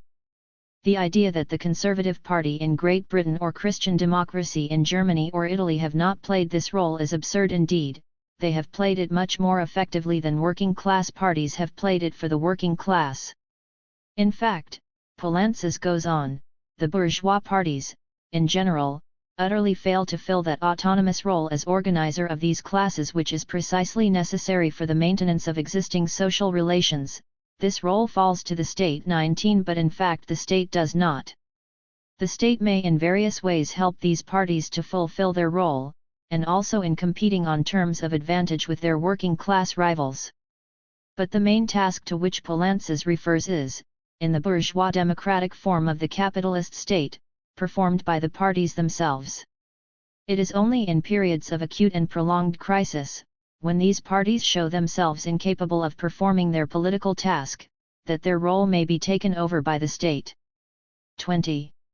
Towards the end of the book, Poulantzas notes the existence of a current of thought, which he sees as originating with Max Weber, and which seeks to present the state either as the exclusive foundation of political power, independent of the economic, or as the foundation of political power, independent from, but parallel to, economic power. 21 And he suggests that the major defect of these theories consists in the fact that they do not provide any explanation of the foundation of political power. 22 Unfortunately, the same has to be said of his own text, in so far as what I called in my NLR 59 article his structural superdeterminism makes him assume what has to be explained about the relationship of the state to classes in the capitalist mode of production.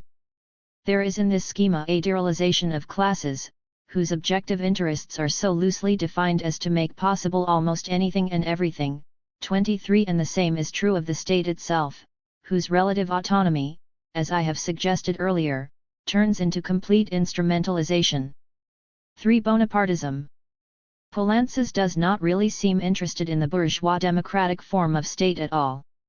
24 His primary interest is in the form which the capitalist state assumes in crisis circumstances, or rather in one of these forms, namely the Bonapartist state. 25 There is nothing wrong with this, but there is a lot which is wrong, as I suggested earlier, with his treatment of it, particularly in his reading of the work of Marx and Engels on the subject. Some quotations are required here. Constantly throughout their concrete political analyses, Poulantzas writes, Marx and Engels relate Bonapartism, the religion of the bourgeoisie, as characteristic of the capitalist type of state, to its intrinsic unity and to the relative autonomy which it derives from its function vis-à-vis the power block and the hegemonic class or fraction. 26 Even more categorically, we are told that Marx and Engels systematically conceive Bonapartism not simply as a concrete form of the capitalist state, but as a constitutive theoretical characteristic of the very type of capitalist state. 27 Categorical and italicized though these assertions may be, it has to be said that they are untrue. For one thing, the notion that Marx and Engels systematically conceived this or that form of state is inaccurate, as Poulantzas himself, as may be recalled from my previous quotations, suggests at the beginning of his book. But in any case, and much more important, there is absolutely nothing in their writings to warrant the assertion that they conceived, systematically or otherwise, Bonapartism as a constitutive theoretical characteristic of the very type of capitalist state. It may be that they should have done, but they did not. Nor is Poulantzas able to adduce the textual evidence needed for so definite a reading.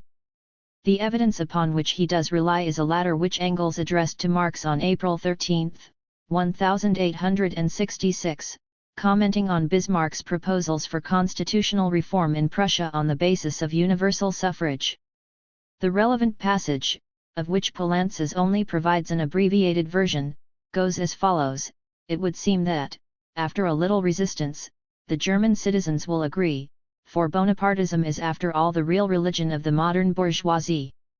I see ever more clearly that the bourgeoisie is not capable of ruling directly, and that where there is no oligarchy, as there is in England, to take on the task of leading the state and society in the interests of the bourgeoisie for a proper remuneration, a Bonapartist semi-dictatorship is the normal form.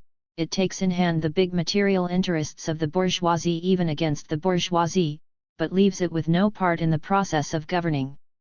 On the other hand, this dictatorship is itself compelled to adopt against its will the material interests of the bourgeoisie. 28. This is an interesting and a very suggestive text, but no more than that.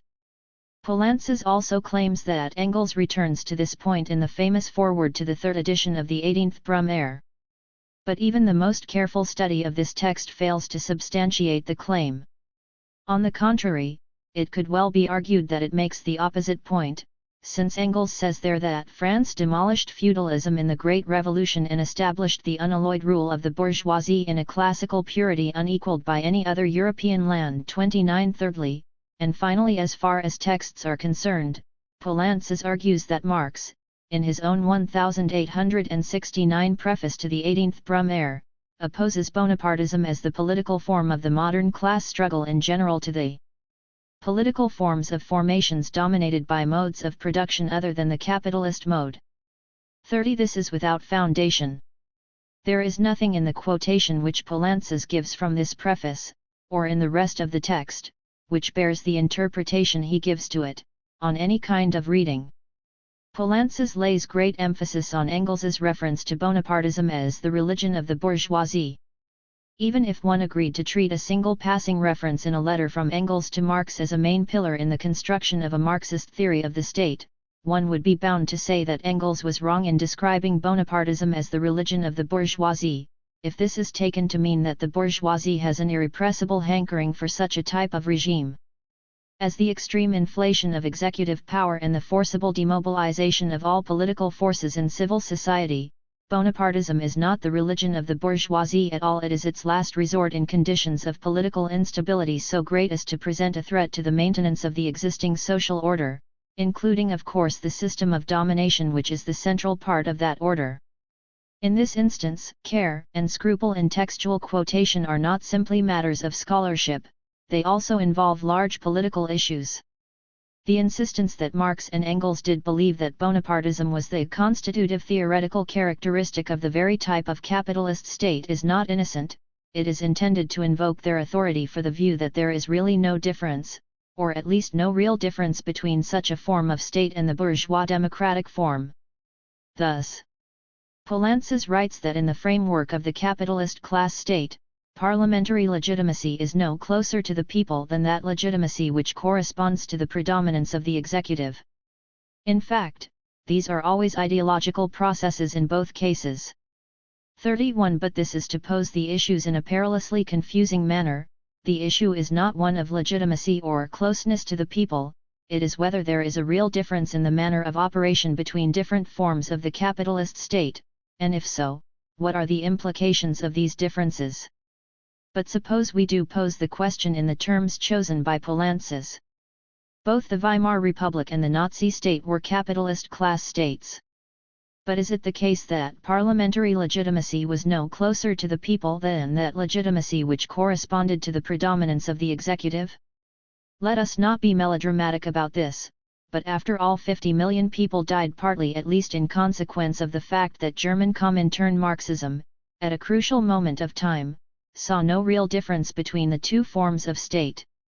Poulantzas also writes, in the same vein, that the popular sovereignty of political democracy finds its expression equally well in a classical parliamentarism and in a Bonapartist semi-dictatorship. 32. But neither is the issue here one of popular sovereignty. This too is to confuse matters and to lend credence to confusions that in the past have proved catastrophic in their consequences. The point is not, of course, to claim for bourgeois democratic forms of the capitalist state virtues which they do not possess, or to suggest that such regimes are not given to repression and to Bonapartist type modes of behavior, or to imply that the dominant classes in any of them are immune from Bonapartist temptations and promptings, given the right circumstances and opportunities. Chile is only the latest example of this. But to say all this is not the same as obliterating differences between forms of the capitalist state which are of crucial importance, not least to working class movements. To conclude, I have no wish to suggest that the reader will not find useful, suggestive, and important ideas in political power and social classes.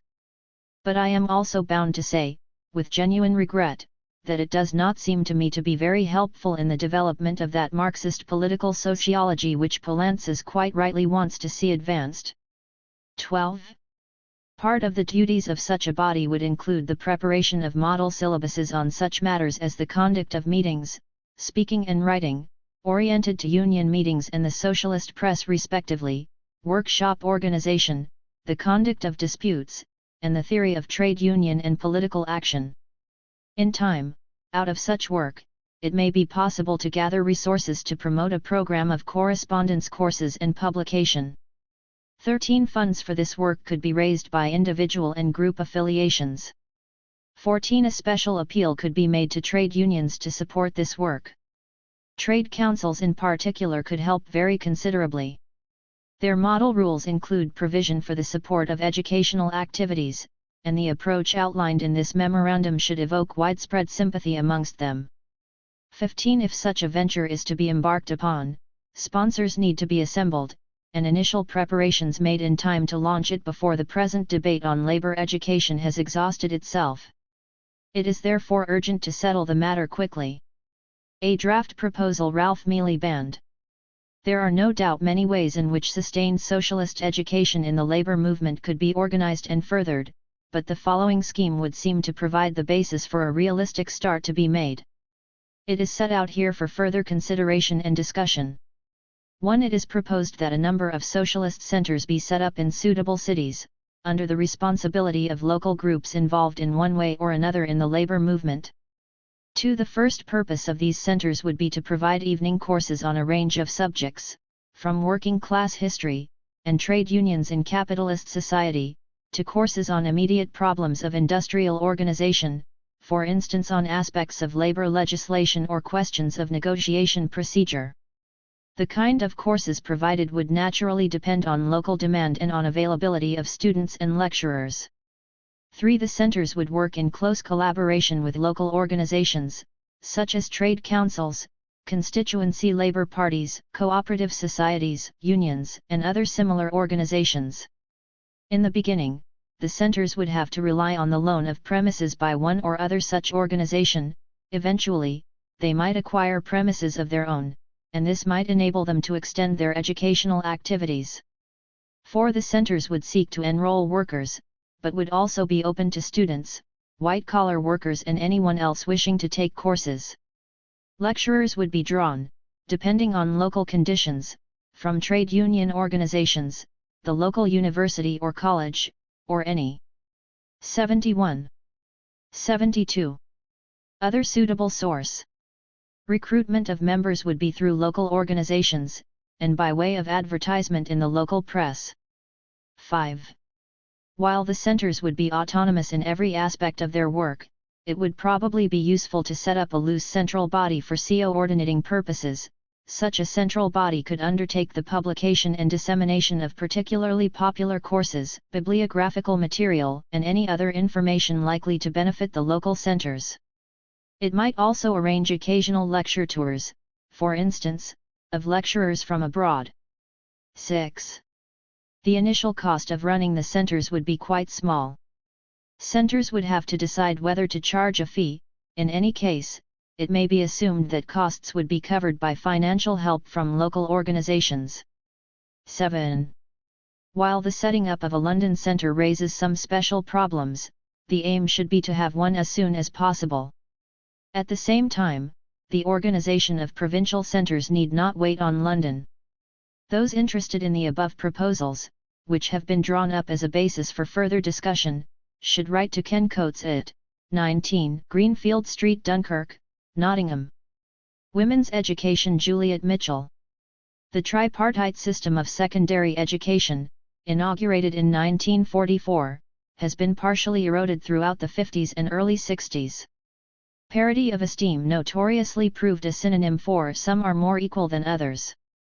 The comprehensive schools, the Leicestershire, Croydon, West Riding and Stoke experiments and proposals were explicit condemnations of the system. One by one, less outspoken Lees have dropped the 11+ and substituted interviews or heads reports. A PEP statement on secondary moderns in 1956 had run, "There is the biggest category of average pupils with no discernible special bent who are most likely to be employed in repetitious jobs requiring little special skill."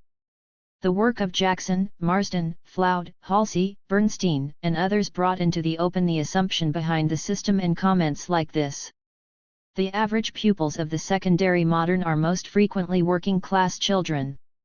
Government reports phased out these comments in the late 50s, instead alluding to the prospect of automation and the need to educate everyone for leisure.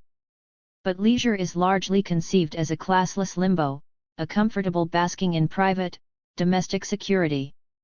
This sort of leisure, like industrial work, has both its producers and its users. The class content of our educational system has now been fairly effectively exposed. Less attention has, however, been paid to another incipient division. The end of the 50s saw a sudden fluorescence of articles and letters in the press on the role of women's education. The Crowther Report urged education for motherhood. In 1960, M.L. Jacks, director of the Department of Education at Oxford, wrote to the Sunday Times, "One way for new buildings, seeking only to make them cheap and solid, no architecture." In essence, the novel is now complete. Rob Grillett would probably have had the nerve to leave it at that. But Mr. Green is in important ways a very conventional novelist, a storyteller, not a scene painter. In a certain mood, he might agree with E.M. Forster that plot is a nuisance. Yet he has great gifts in the handling of plot, of intrigue, in both the literary and the everyday senses, of suspense and of climax. So we get plenty of plot, each bit of it splendid in the reading, but as a whole a good deal more than the book can stand. We also get several characters who are more strikingly drawn than Query, and who would run away with our interest altogether but for the author's superb craftsmanship. To say this means, I am afraid, that you notice him being a superb craftsman. The girl who betrays and ruins Query, for instance, one of those dreadfully innocent, utterly selfish, blindly destructive, infinitely stupid girls who lie in ambush throughout the green landscape. Her awful husband. The cynical doctor. Parkinson, the Sunday paper feature hound who tracks Query and placards him as a saint. Each of these rises from the page more alive than Query himself. Pause a moment with Parkinson. When he appears, you can feel Mr. Green covering his pages with greater zest. I don't think this is simply because Parkinson is easy to write about, or because Mr. Green hates the Parkinsons of this world and is glad to get his teeth into one. I believe it is also because Parkinson belongs to this world, to the same world as the Graham Greene who reports on his travels for the magazines, and writes film scripts and thrillers, and urges his views on current topics in letters to the Times. Burnt-out Catholic themes? But where in this real world did Query ever belong? His profession, which ought to place him, merely invites doubts. For one thing, architects do not attain the household word status that would induce press lords to hunt them down. What artists have, in our time, except Epstein and Picasso? Then, as Mr. V.S. Pritchett has pointed out, there is something unconvincing about a Catholic architect, in the sense of an architect whose Catholicism is integral to his work. The Catholic theme, the theme of faith and its loss, was essential to the heart of the matter. In this book, it is more like an endearing but superfluous signature, like Hitchcock's appearances in his films. And, most worrying of all, Query is the type figure of the lonely, self-absorbed, universally misunderstood artist. Does a writer write for his readers? He asks impatiently. I don't want to get into that argument, but even those who answer the question with a wholehearted negative must surely see a distinction between literature and architecture, the most public and useful of the arts. With these uncertainties, and with a decidedly sketchy account of Quarry's private life before his flight, one can't be quite convinced about the cause and nature of his mutilations. It is hardly surprising, then, that for a burnt-out case Quarry protests too much. He seems much too ready to explain how he feels about his situation. As the book goes on, these explanations are increasing imposed on others rather than extracted from him, the merciless, and to my mind embarrassing, fairy tale being the final artistic error. And his doing this surely begs the whole question. The real burnt-out case is beyond feeling, certainly indifferent to the opinions of others and beyond the wish or need to explain matters to them. The contradiction is brought to a head by the ending of the novel, with its unresolved question of whether Quarry is cured. One can argue, of course, that this is a question put to the reader, but I had an uneasy suspicion that it arose from an uncertainty on the part of the author. Quarry, I wrote, is as near to being burnt out as the leading figure in a novel can be.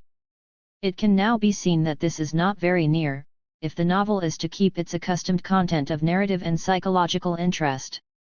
Treated strictly, the subject is by its nature not one for art. The novel is a fascinating assault upon an impossibility. The wonder is how fine a novel Graham Greene has made out of it. Mervyn Jones. Footnote to Labourism. Lord Morrison of Lambeth. An autobiography. Odham's Press Limited, 336 pages 30s. Labour leaders do not write good memoirs, and Herbert Morrison's autobiography is no exception to the rule. The story is told engagingly enough, and the personality which emerges from it is a great deal more agreeable than that of many of Morrison's contemporaries, but as a contribution to history in general and to labour history in particular, his book is virtually worthless, with the possible exception of the chapters on the London Labour Party, which Morrison led in the 30s, and as personal account of politics as lived, it is scarcely better. Why then bother? Because Labourism needs to be better understood, and because Morrison's story, for all its deficiencies, in some ways because of them, affords some help to that better understanding. The rapid decline of his political fortunes in the 50s should not obscure the important role Morrison played in shaping the Labour Party's approach to some crucial questions, most notably to the question of nationalisation.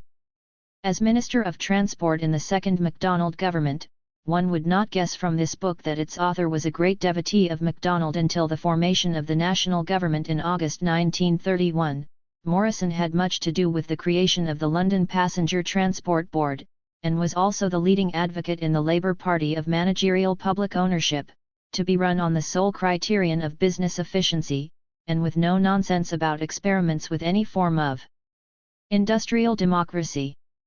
At the time, as he notes, this view of public ownership met with fairly stiff opposition from trade unionists who were not quite ready for the modern and more British attitude of democratically putting the public interest first.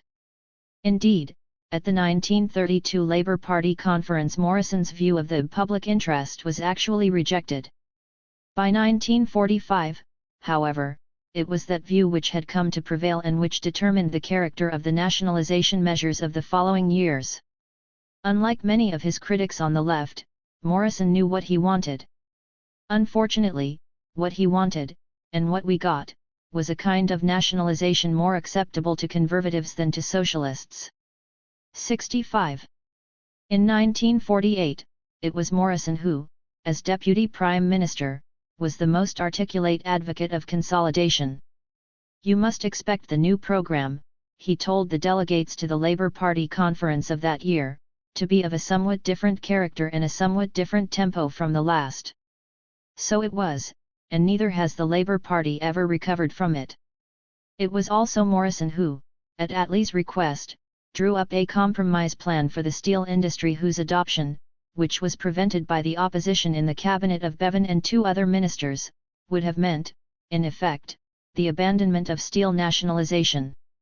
Yet, it is also Herbert Morrison, the apostle of consolidation after 1951 as well as before, who now feels that we have run away from ourselves rather too much already, and who opposed the adoption of industry and society in 1957. It would be quite wrong to attribute this to hypocrisy, or to spite against his successful rival for the leadership of the Labour Party. There really is a difference of outlook between men like Morrison, the products of an earlier Labour generation, and Gaitskellite revisionists. However great the former's propensity to compromise in practice, they are genuinely loath to see abandoned, finally and explicitly, the socialist facet of Labourism, for all practical purposes, and notwithstanding the rhetoric, this is what revisionism is about. In this sense, Morrison excellently reflects the ambiguities of Labourism, its radicalism and its timidity, its distant vision of a socialist society and its craving for the regard and approval of Britain's traditional rulers. It is in the realm of foreign affairs that these ambiguities have been least marked, in that they have not been allowed to affect the Labour leader's essentially conservative view of the national interest. Morrison inherited the Foreign Office from Bevan in 1950, and the anti-war socialist of World War I, faced with the nationalisation of the Persian oilfields, quite naturally thought that there was much to be said in favour of sharp and forceful action. And so, it would appear, there was at Suez. This presumably is what is meant by Morrison's exhortation to the Labour Party to be British. Morrison believes that Attlee deliberately robbed him of the leadership of the Labour Party by hanging on until his own star had finally ceased to twinkle. Be that as it may, it is clear that Morrison, even though he had been one of the prime architects of consolidation, was not the man to re-educate the Labour Party into a final acceptance of its logic. Kingmakers like Arthur Deakin quite rightly saw that someone a great deal tougher would be required to do the job. What they did not foresee was that the job would prove quite so difficult. Ralph Miliband, the man who answered the Irish question. The Life and Times of James Connolly, by C. Desmond Greaves. Lawrence and Wishart. 35s. Mr. Greaves has given us one of the books which was waiting to be written about James Connolly and has made a fine, scholarly job of it. Those who have a picture of communist scholarship as partisan, falsifying, careless of fact could not do better than read Mr. Greaves. Here is enormous and scrupulous care over every detail of fact. We need no longer to puzzle over the dates or the places of Connolly's different activities. All the evidence has now been set out for us, all the conclusions are fairly drawn. Except the political ones. The field for a political biography of Connolly remains open and the need is urgent. For Mr. Greaves' book is a monument of bourgeois objectivism. On the one side there are the facts, on the other there are the political judgments. And this separation of factual material from political judgment means that in these pages Connolly is a dead man. The organic development of his thought is obliterated. His life is a mere chronicle of activity. If Mr. Greaves' book had only brought Connolly to life, it would have shown up all those who prefer him dead. The politicians of Fianna Fáil, Fine Gael and the Labour Party in the Irish Republic, for example.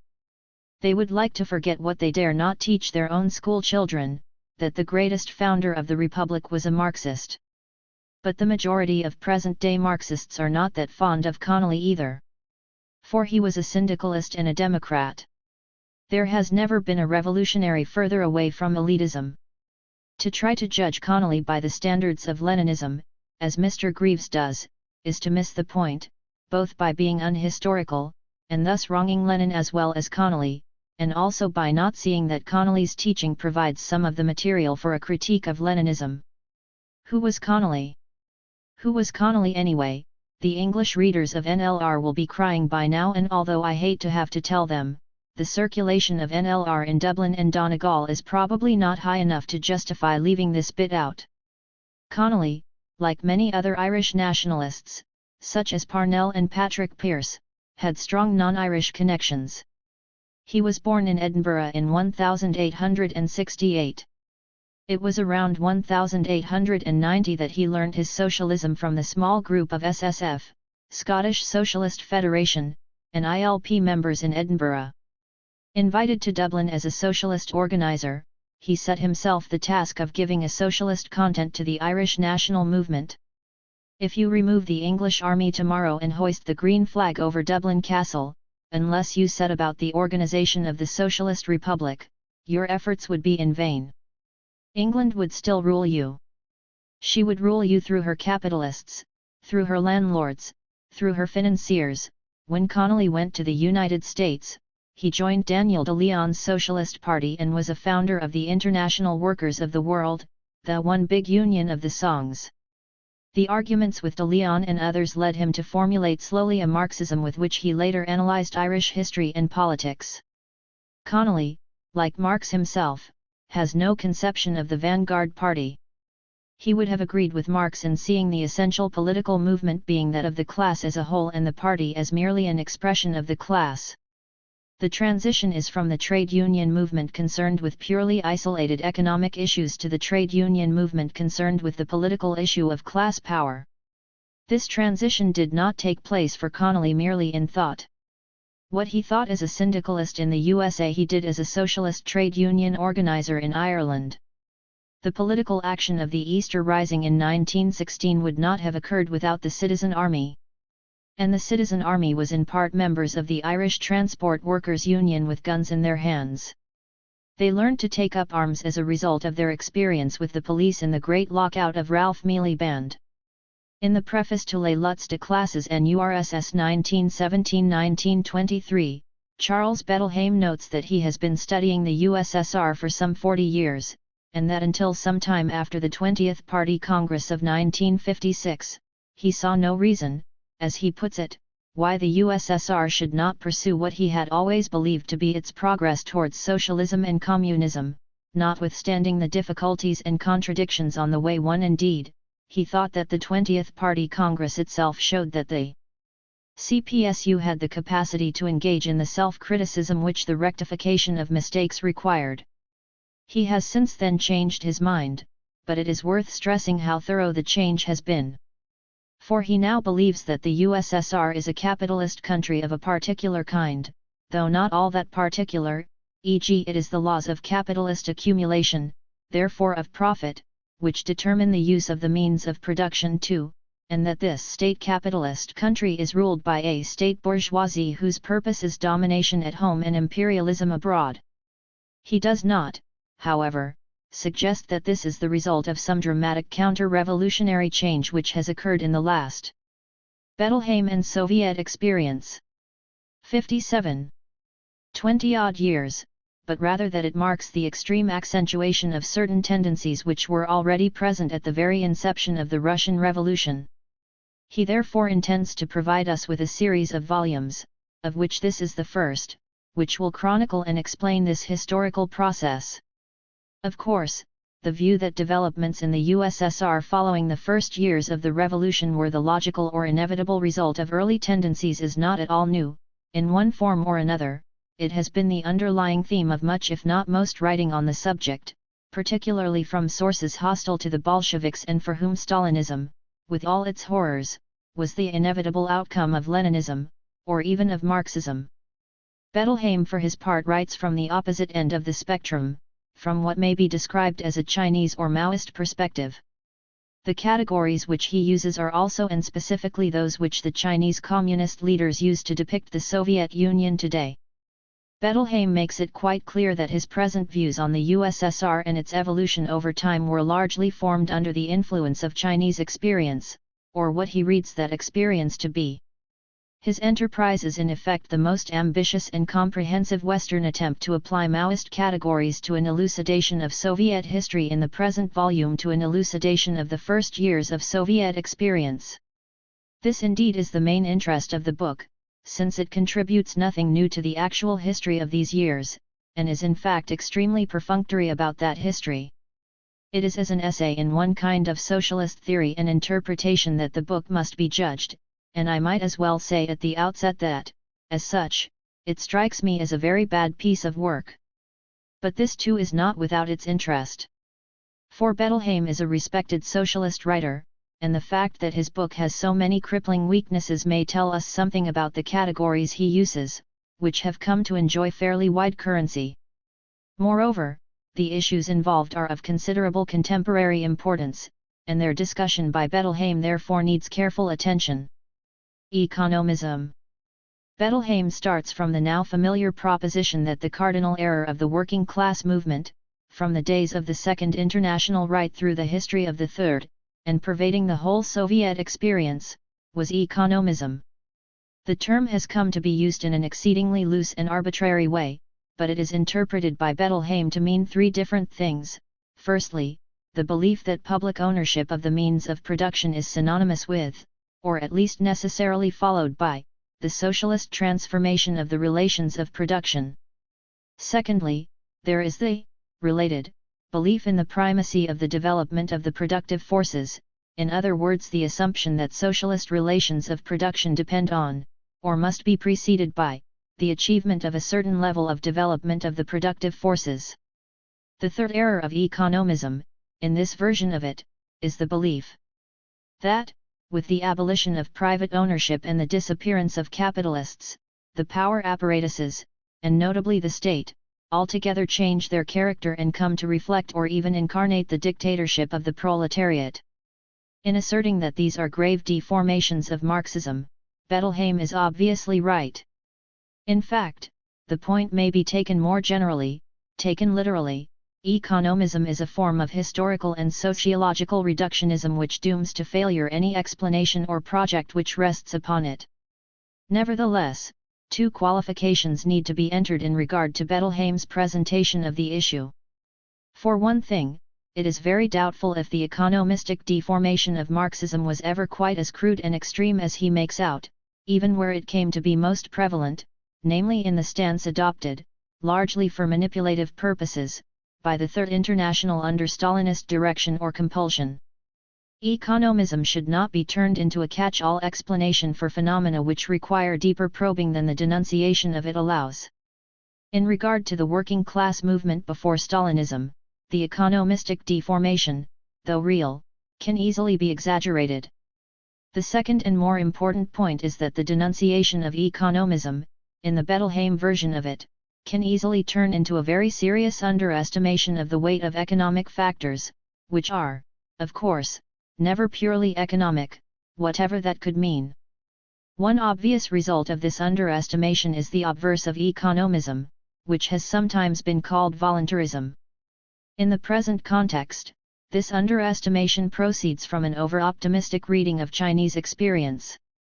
Thus, Bettelheim claims that the example of China shows that it is not necessary, and indeed that it is dangerous, to want to construct first the material basis of a socialist society and to put off until later the transformation of the social relations which would then be made to correspond with the higher productive forces. 3. But it is not true that the Chinese example shows anything as conclusive as Bettelheim suggests. What it shows is that the margin of innovation is much larger than Stalinist dogma prescribed, and that much more, in different fields, is possible under highly unfavorable economic conditions than a crudely economistic perspective would indicate. But the Chinese themselves, to their credit, have been rather less prone than many of their worshippers to underestimate, let alone ignore, the weight of economic factors, as indeed how could they, in a country still dominated by pervasive underdevelopment? Bettelheim himself is well aware of the meaning of underdevelopment, and he therefore tries to integrate it into his framework by saying that the development of the productive forces and the socialist transformation of the relations of production must be seen as joint tasks. This, he says, is what the Chinese Communist Party expresses in the formula "make the revolution and promote production." But such formulations and slogans do not resolve the theoretical, not to speak of the practical, problems which a low level of productive forces presents for the creation of a socialist society, as distinct from the rhetorical proclamation that such a society has been created, or is well on the way to being created, here, there or wherever. Bettelheim regretfully notes that Marx and Lenin were not always and altogether free from what he considers to be economistic thinking. But it is not economism, in the sense in which he means it, to see the level of productive development as a major limiting factor. Economism means fixing the limits so narrowly as to exclude the possibility of socialist innovation, and it has an even more definite meaning in so far as it denotes a belief that a high level of productive forces under collective ownership necessarily and automatically produces socialist relations of production. Beyond these meanings, economism is a healthy corrective to incantation and triumphalism, though it would not be called economism. Some doubt may also be expressed on the wisdom of Bettelheim's insistence, in the same vein, that the transformation of the juridical forms of property is not sufficient to bring about a transformation in the relations of production. True enough. But the currently fashionable dismissal, even among Marxists, of mere measures of nationalization runs the risk of devaluing the importance of such measures as a necessary condition for the achievement of anything else. Nationalization is not socialization. But socialization, if it is to have any chance at all, does require the transformation of the juridical forms of property. Still, Bettelheim is right to lay stress on socialist relations of production. But what, it may well be asked, does he actually mean by this? One major weakness of his book is that he is so remarkably imprecise on this score. At one point, he defines these relations as consisting in the form of the social process of appropriation, presumably meaning who gets what and why, and the place which the form of this process assigns to the agents of production, i.e. the relations which are established between them in social production, presumably who does what and under what conditions. 5. But this, obviously, does not do more than point to the questions which need to be tackled. Moreover, Bettelheim situates these relations of production inside a totality of social relations, all of which are interdependent and need to be revolutionized for the purpose of creating a socialist society. 6. What this entails, he also notes, is the achievement of a social order whose major characteristics are the abolition of the social division between the directing function and the executive function, the separation between manual and intellectual labor, the difference between town and country and workers and peasants. So be it. But as Bettelheim repeatedly and rightly insists, this is bound to be a long, difficult, and painful process, even assuming its complete realization to be possible. Meanwhile, there remains the question of socialist relations of production, which have to be seen as part of that long, difficult, and painful process. The crucial problem is to be able to determine what are the criteria which make it possible to judge whether advances are or are not being made, and the more specific the criteria the better. But on this, Bettelheim is entirely unhelpful and in fact has nothing to say that would suggest what the criteria are. He tells us that by establishing its class power and by nationalizing some factories. 5 Ibid p. 19. 6 Ibid p. 118. 60. Sic. The proletariat acquires the possibility, but only the possibility, of revolutionizing the real process of production and thus bringing about new relations of production, a new social division of labor and new productive forces. Insofar as this task has not yet been accomplished, the former relations of capitalist production endure, as well as the forms of representation and the ideological forms in which these relations appear. Insofar as this task is on the way to being accomplished, the former relations are partially transformed, the socialist transition is underway, and one may speak of a socialist society. 7. Why we should be able to speak of this process of transition as designating a socialist society is not clear. But leaving this aside, it must be obvious that the question posed earlier has in no way been answered, namely what, in institutional or any other terms, is actually involved in the process of transition? Who gets what? Who directs?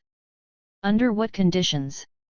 Bettelheim does not know or does not tell.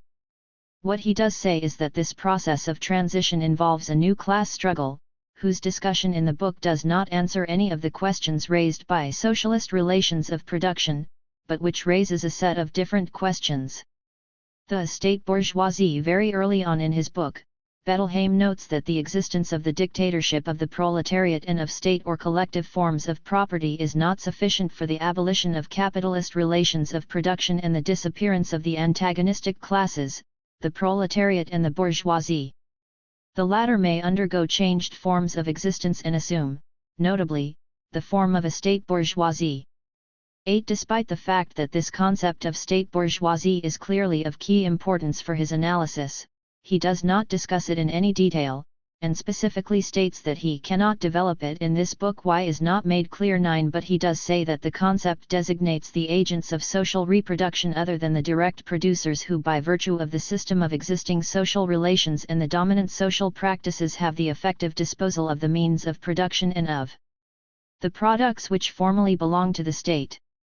10. In a later footnote he also explains that, when it has been consolidated, the state bourgeoisie is distinguished by its relation to the means of production, its role in the social division of labor, the share it takes of the wealth produced, and its class practices. 11. In these formulations as in so many others, Bettelheim takes for granted what has to be demonstrated, or at least argued in this case the actual existence of a state bourgeoisie, a concept which conjures up a very definite class formation whose exact nature demands specification. But it demands in vain. Bettelheim appears to have taken over a rather extreme version of the new class thesis, and he also appears to date the emergence of such a class from the earliest days of the Bolshevik Revolution. What he seems to be suggesting is that, where there exists a division of labor according to which some people, located in the state or party apparatus, exercise a directing function, they constitute a state bourgeoisie engaged in class struggle with the proletariat. As a sociology of the complex processes of stratification and domination which are part of the consolidation of collectivist regimes, and notably of the Soviet Union, this will hardly do. Nor is the model much improved by the qualifications which may be drawn from various parts of the text, and which may be itemized as follows. Firstly, it would be quite erroneous, Bettelheim writes, to consider that all those who occupied directing posts in industry or in the economic and administrative apparatuses, in the years after the revolution, formed part of the state bourgeoisie. For some of these posts were occupied by communists who developed proletarian practices as much as possible in these posts, helped the workers to the maximum extent to free themselves from bourgeois relations and to give free rein to their initiatives. 12. These cadres, who generally refused to receive a salary higher than that of workers, were not part of the state bourgeoisie but of the proletariat to which they were ideologically and materially integrated and from which they often stemmed. 13. What these proletarian practices are remains unspecified. But the picture presented here is one where some cadres, lodged in one or other apparatus of power, are members of the state bourgeoisie, while others, lodged in the same apparatuses of power, are not. But this clearly deprives the notion of state bourgeoisie of any but the most arbitrary and subjective meaning. Except for the matter of salary, which can easily be got round by various perquisites and other devices, membership of the state bourgeoisie depends on entirely unspecified criteria. Or it may be that the criteria are laid down by higher authority, in which case it is obviously possible to be a communist today, a member of the state bourgeoisie tomorrow, or retrospectively, or whenever. This impression of subjective or external designation is strengthened by Bettelheim's second qualification, namely that constituted by the Revolutionary Party, or rather some elements of the Revolutionary Party. For the proletarian character of the party can only be enduringly maintained if the ideological unity of the party is established on the principles of revolutionary Marxism and if the party functions in accordance with these principles, thus constituting a revolutionary vanguard supported by the working masses. 14. However, since Bettelheim does not trouble to say what this involves, we are not much advanced.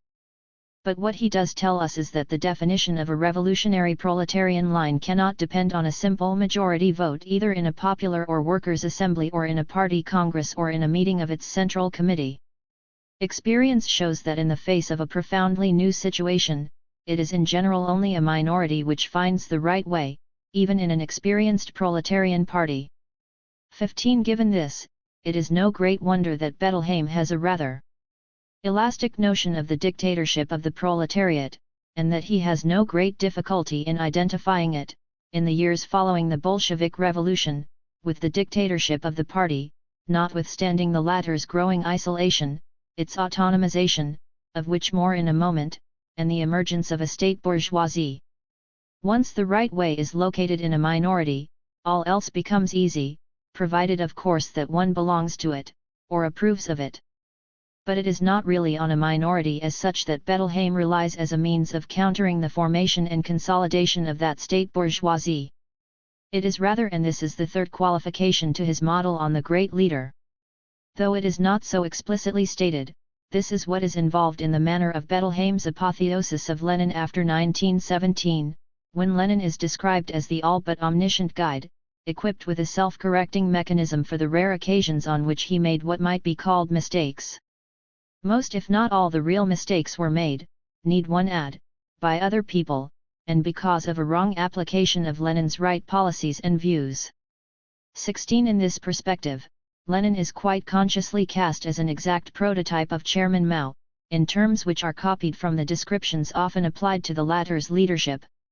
Unfortunately, the forces against which Lenin was fighting were too strong for him, as they were for all other counter-tendencies, with the result that the state bourgeoisie developed and consolidated its hold.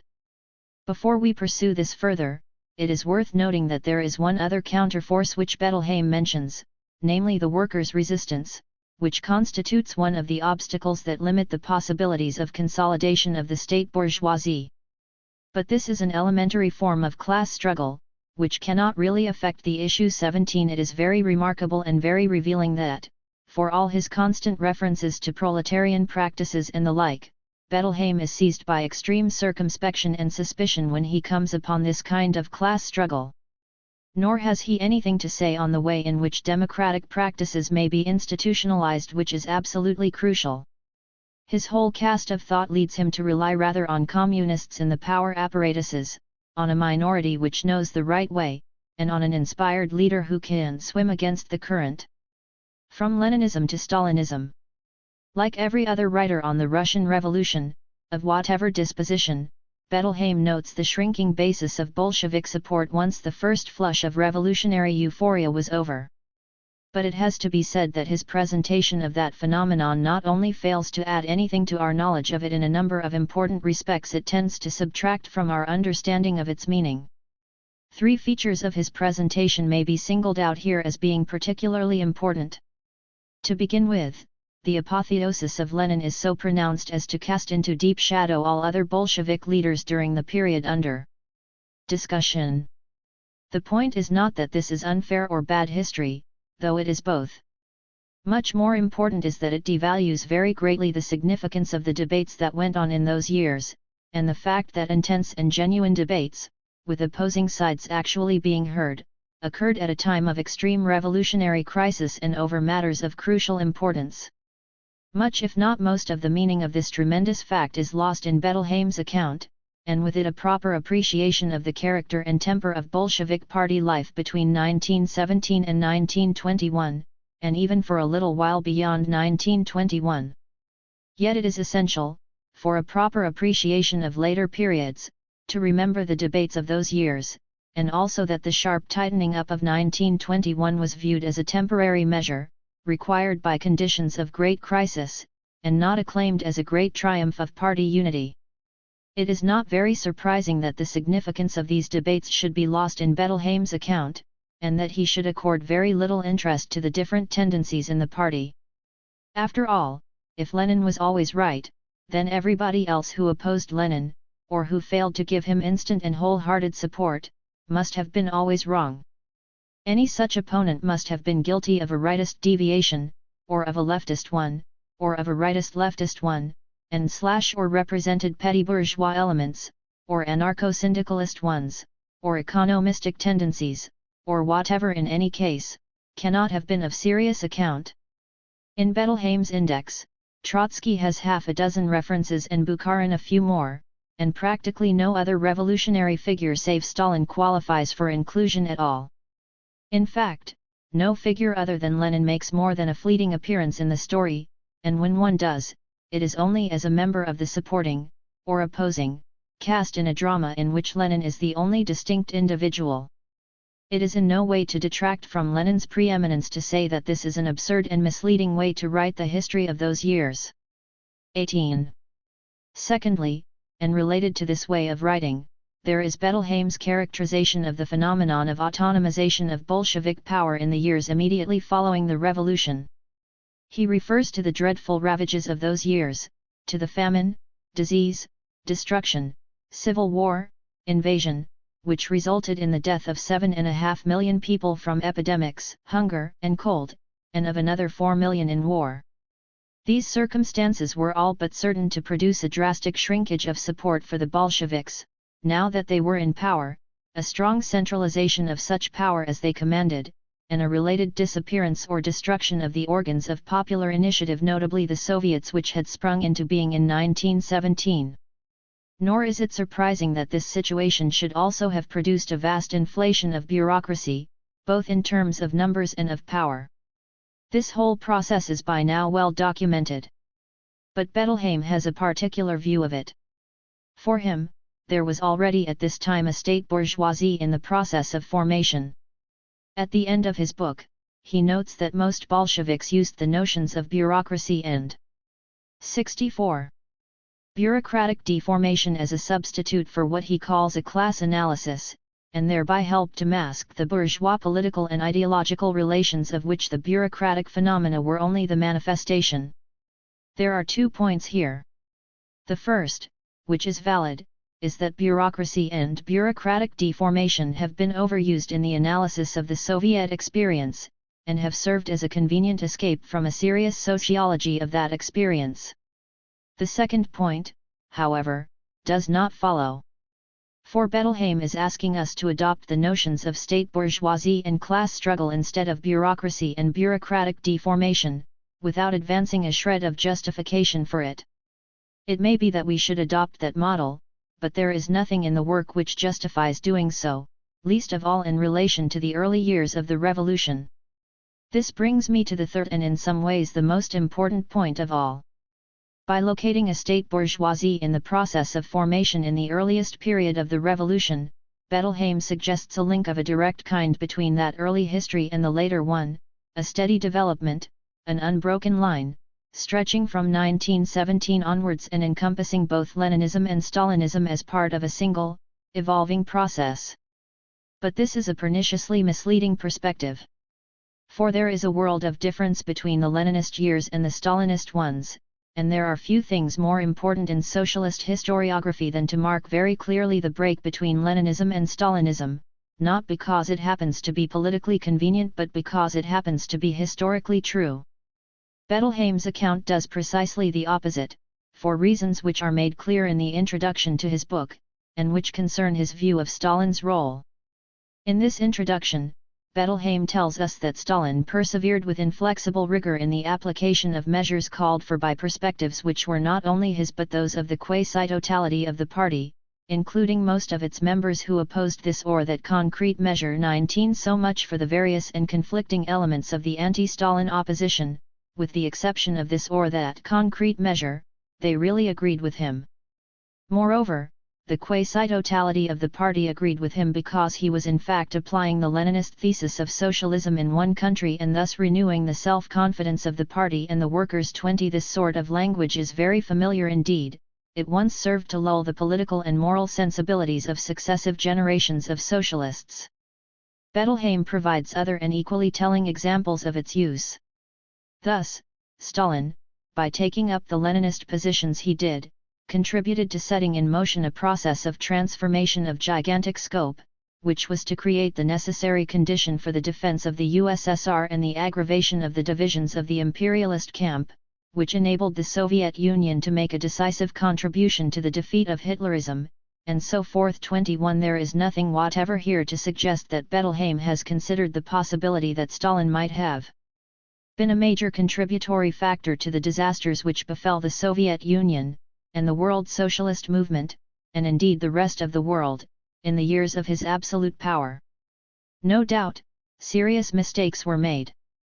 But in the situation in which the Soviet Union was at the end of the 20s and in which the Bolshevik Party found itself, the mistakes that were made were probably historically inevitable. 22. It is not the vulgar apologetic of Stalinism which matter most here, nor the fact that Bettelheim appears to believe that the USSR has gone from bad to worse since Stalin died. Much more serious, in the present context, is the conflation, referred to earlier, of the early years of the revolution and the years of Stalinism. Bettelheim notes that the mistakes committed by Stalin provided an exemplary lesson for the world proletariat. But it is instructive to discover what he believes this exemplary lesson to have been. The mistakes in question finally showed that some forms of attack against capitalism were illusory and only served to reinforce the bourgeoisie inside the political and economic apparatuses. 23. It might have been thought that the Stalinist cataclysm provided a few other exemplary lessons. But here comes the main point: the lessons drawn by Lenin from the analogous but limited experience of war communism were thus confirmed. 24. The notion that there is anything remotely analogous between the experience of war communism and Stalinism is a gross perversion of the truth. Much that was damaging was done in those early years, including much that was cruel and unjust, and some of it is directly attributable to Lenin. But there is nothing in the period in which Lenin was at the head of the revolution which begins to resemble the later experience. Nor can it be seriously argued that the early years paved the way for the later ones. In regard to the issue of concern here, that notion is very misleading. Obviously, the centralization of power which occurred and the military style which came to dominate the way things were done were of help to Stalin in his ascent to power. But to make much of this is to blur the enormity of the difference in kind between the two periods, and the fact that it took a qualitatively different state of affairs to make possible the liquidation and incarceration of millions upon millions of people, the creation of an all-pervasive police regime based on fear and delation, the total suppression of any vestige of criticism of Stalin and his policies. This was Stalinism, and it was not inscribed in either Leninist theory or practice. Whatever judgment may be passed on Leninism, it must not, as a matter of simple historical accuracy, be turned into the progenitor or early version of Stalinism. In so doing, Bettelheim renders a great disservice to the elucidation of Soviet experience, which socialists badly need and which he wants to provide. He does not, he has only exchanged one set of blinkers for another. C. Wright Mills. Ralph MILIBAND. I mourn the death of C. Wright Mills, bitterly and personally. We had, in the last 5 years of his life, become close friends. I am not minded to write a detached appraisal of his work and thought. But I think I can write about the man he was, and what he was about. Mills was 45 years old when he died of a second heart attack last March, at his home in West Nyack, near New York. He had by then long established himself as the most interesting and controversial sociologist writing in the United States. With books like White Collar, The Power Elite and The Sociological Imagination, he had succeeded in proving to a new generation of students what most of their teachers had managed to conceal from them, that social analysis could be probing, tough-minded, critical, relevant and scholarly, that ideas need not be handled as undertakers handle bodies, with care but without passion, that commitment need not be dogmatic, and that radicalism need not be a substitute for hard thinking.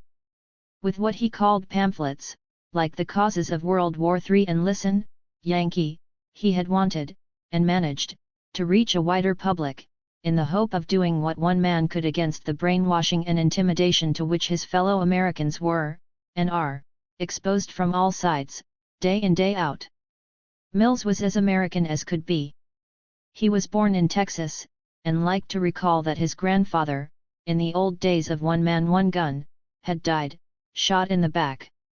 However, he not only fled from the intellectual desert of Texas as soon as he had graduated from its university, let his enemies make of it what they will, he also came to 16. Feel a deep alienation from America, its ethos, its politics, its way of life. His was not the snob dislike which some Americans feel for a country incapable of matching the hierarchical graces of Europe, nor the alienation which often accompanies the romantic vision of vanished America, rural, small town, face to face. Mill's interest in Europe was strictly sociological. Nor did he feel the need to look for radical inspiration outside America, the Wobblies would do quite well. And he was not, as some critics alleged, an igre Jeffersonian, hankering for a pre-industrial age. He liked stainless steel, efficient heating systems, fast motorcycles. He was an excellent mechanic and professional with a camera. He would have made a first-class engineer.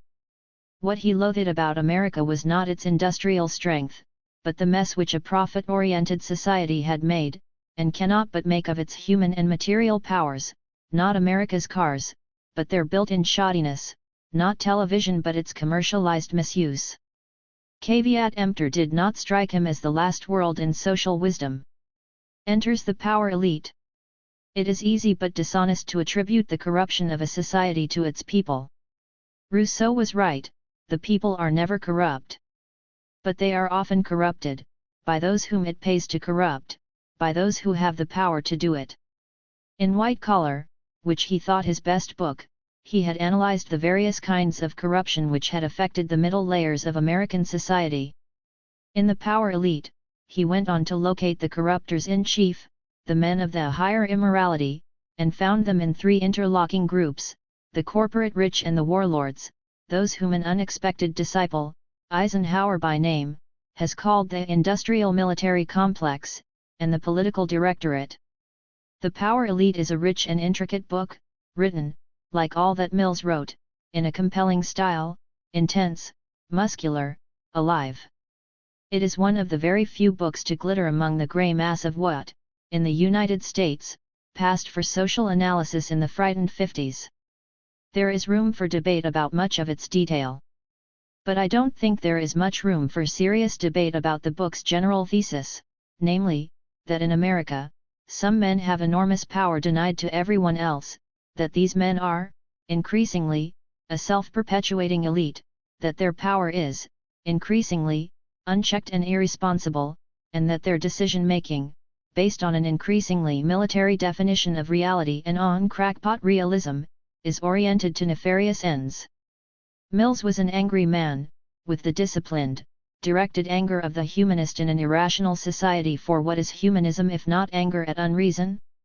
His fiercest anger, however, was not with the power elite, for they were merely acting out the role cast for them by the social setting in which they were allowed to wield power, nor with American labor leaders, the men whom he had, in one of his first books, hopefully called the new men of power. True, they had failed to form an effective counterweight to the power elite; worse, they had adopted its ethos and its purposes. But then, Mills had long given up, mistakenly, I think, the belief that organized labor could ever, in an advanced capitalist society, be the maker of radical history. The labor metaphysic, he called that belief. It was not the power elite, labor or white collar which angered him most, but defaulting academics and intellectuals. To an extraordinary degree, Mills had something which is not very common among academics and intellectuals, an intense respect for the intellectual craft, for the world of ideas, knowledge, and scholarship, for the intellectual as the high priest of reason and truth. He really liked only two kinds of people: those who were good with their hands, a carpenter, a mechanic, a gunsmith, and those who were possessed by the intellectual passion, as he was himself. He never made the vulgar mistake of taking seriously only those who shared his view of the world. Unlike many radicals, not to speak of anti-radicals, he was an intensely listening man. The basic requirement was not shared opinions, but honesty and knowledge, scholarship and relevance. Every working day, and every day was a working day, he was engaged, through books, essays, articles, newspapers, in a silent but active debate with fellow writers, anywhere. I have never seen anyone read as creatively as Mills did. He couldn't even read a detective story without pencil in hand. All social scientists, he wrote, by the fact of their existence, are involved in the struggle between enlightenment and obscurantism. But he knew that there was an ought missing from that proposition, that many social scientists, in the struggle between enlightenment and obscurantism, are on the wrong side, or refuse to be involved, which comes to the same. This is what roused him to indignation: conformist unthinking, reason at the eager service of unreasonable kings, sophisticated apologetic for the inexcusable, social scientists as shields of orthodoxy and bellboys of authority. It is from that indignation that stemmed the sociological imagination. That book was both a denunciation and a plea, a denunciation of social science as abstracted triviality, as windy pretension allied to timid respectability, of the uses of social science for the purpose, not of challenge, but of adjustment, and a plea for the big probe, for a social science of direct relevance to urgent public issues and insistent human trouble, for the social scientist as a man fired with the will to make a difference in the quality of human life in our time. The trouble with Mills was that he never managed to emancipate himself from a view of the intellectual as the free man, in duty bound to help make others free. Such a romantic, naive belief is inconvenient, it poses a threat. No wonder he made enemies in the academic fraternity. It was only in 1956 that Mills first came to Europe, on leave from Columbia University. He had, until then, been very America-oriented. In April 1957, he came to a weekend seminar in Surrey, organized by the Students' Union of the London School of Economics. He was a big man, who looked bigger, reserved but intensely alert, deliberate in speech and coolly appraising, unassumingly at ease with the students, whom he bowled over, quite unself-consciously. Shortly. See Wright Mills. 18.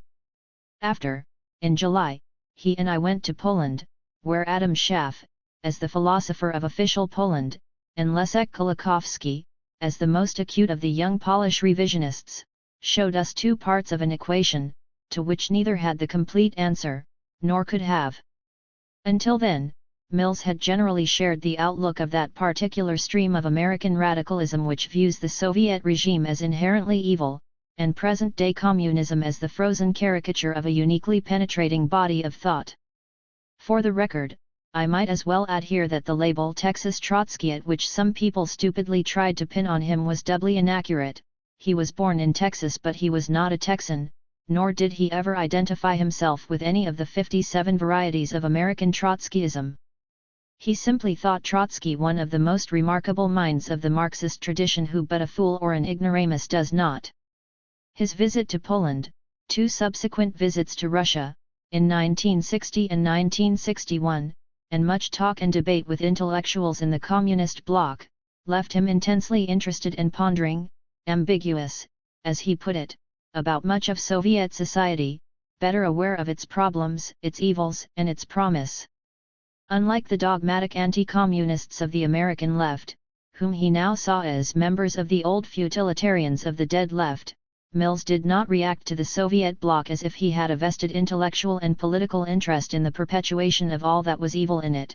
His world would not be shattered by the humanization of Soviet society and by the unfreezing of its Stalinist mold. Some of his friends thought and said that he had gone soft on the Stalinists. It was an absurd charge, which deeply distressed him, more than any other attack from any other quarter ever distressed him. He was the last man to surrender his judgment and his perception to the dogmatists, of either camp.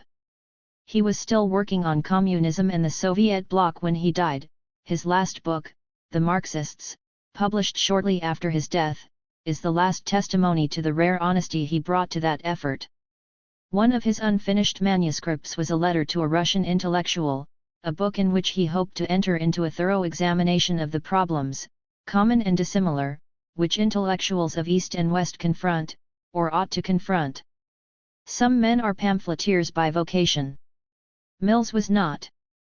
He became one in the late 50s, reluctantly, out of a deeply felt need to present, to as wide an audience as could be reached, alternatives to the military definition of reality which he believed to be at the center of his country's foreign policies. What he was concerned with, he wrote about. By the late 50s, he had come to be haunted, as only idiots are not, by the fear that East and West were trapped in a terrible dialectic, which would ultimately turn the planet into a thermonuclear crematorium. The detailed analysis and prescriptions of the causes of World War III matter less here than its insistence on the wholesale cultural and political default of NATO intellectuals during the past decade and a half as one of the causes of World War III. He had no illusions as to the likelihood of his proposals being acted upon this week by the power elite of the United States, the more so since, from their standpoint, these proposals were indeed utopian, expensive, idealistic, unsound and, for all I know, traitorous. Mills was speaking above all to intellectuals, scientists and artists, ministers and scholars. Those who represent the human intellect. Who are part of the great discourse of inquiry and reason, of sensibility and imagination. I don't know how many were persuaded, but I know that many listened, and drew strength from what they heard. He had, in those last years, become a voice and was becoming the spokesman of a movement, the big daddy of the new left, as someone sneered. He did not relish the role. For all his intensity and impatience, he was a singularly modest, unpretentious man. He was embarrassed by the fan mail which poured into his letter box, and he hated being distracted from the big books he wanted to write. But there was no surcease. For suddenly, there was Cuba. As Mills wrote in Listen, Yankee, he had not thought much about Cuba until the summer of 1960, 18 months after Fidel Castro took power in Havana. Cuba was forced upon his attention by visits to Brazil in the autumn of 1959 and to Mexico in the spring of 1960. In both Rio de Janeiro and Mexico City, he recalled, Cuba was of course a major topic of discussion. But I did not know what was happening there, much less what I might think about it, and I was then busy with other studies. He decided to look into Cuba. By the time he went there in the late summer of 1960, he had set up one of his beloved files and had read voraciously on Cuba and Latin America. The book which came out of that trip was written in 6 weeks, at white heat, the way Tom Paine must have written Common Sense, for another revolution. Mills was rather detached about his previous books, the next ones would be much better. But he was proud of Listen, Yankee, and with good reason. For it is a good and brave book, in which one Yankee tried to explain, well and bravely, through the fog of misrepresentation with which the American press had shrouded the island, why the Cuban Revolution was by far the best and most decent thing that had ever happened in and to Latin America. Mills did not go into Cuba gooey-eyed, nor did he come out of Cuba gooey-eyed. As he wrote, I am for the Cuban Revolution. I do not worry about it. I worry for it and with it. He did believe that Castro, having been his own Kerensky and Lenin, could avoid becoming his own Stalin as well. His desperate anxiety to persuade his countrymen that the Cuban Revolution should be helped, stemmed from his conviction that nothing was more likely to make the mustache and not the beard the symbol of the revolution than the United States' attempt to destroy it. Long before it happened, he had come to believe that the United States would attempt to destroy the revolution by force. It filled him with bitter, helpless shame. In fact, it broke his heart.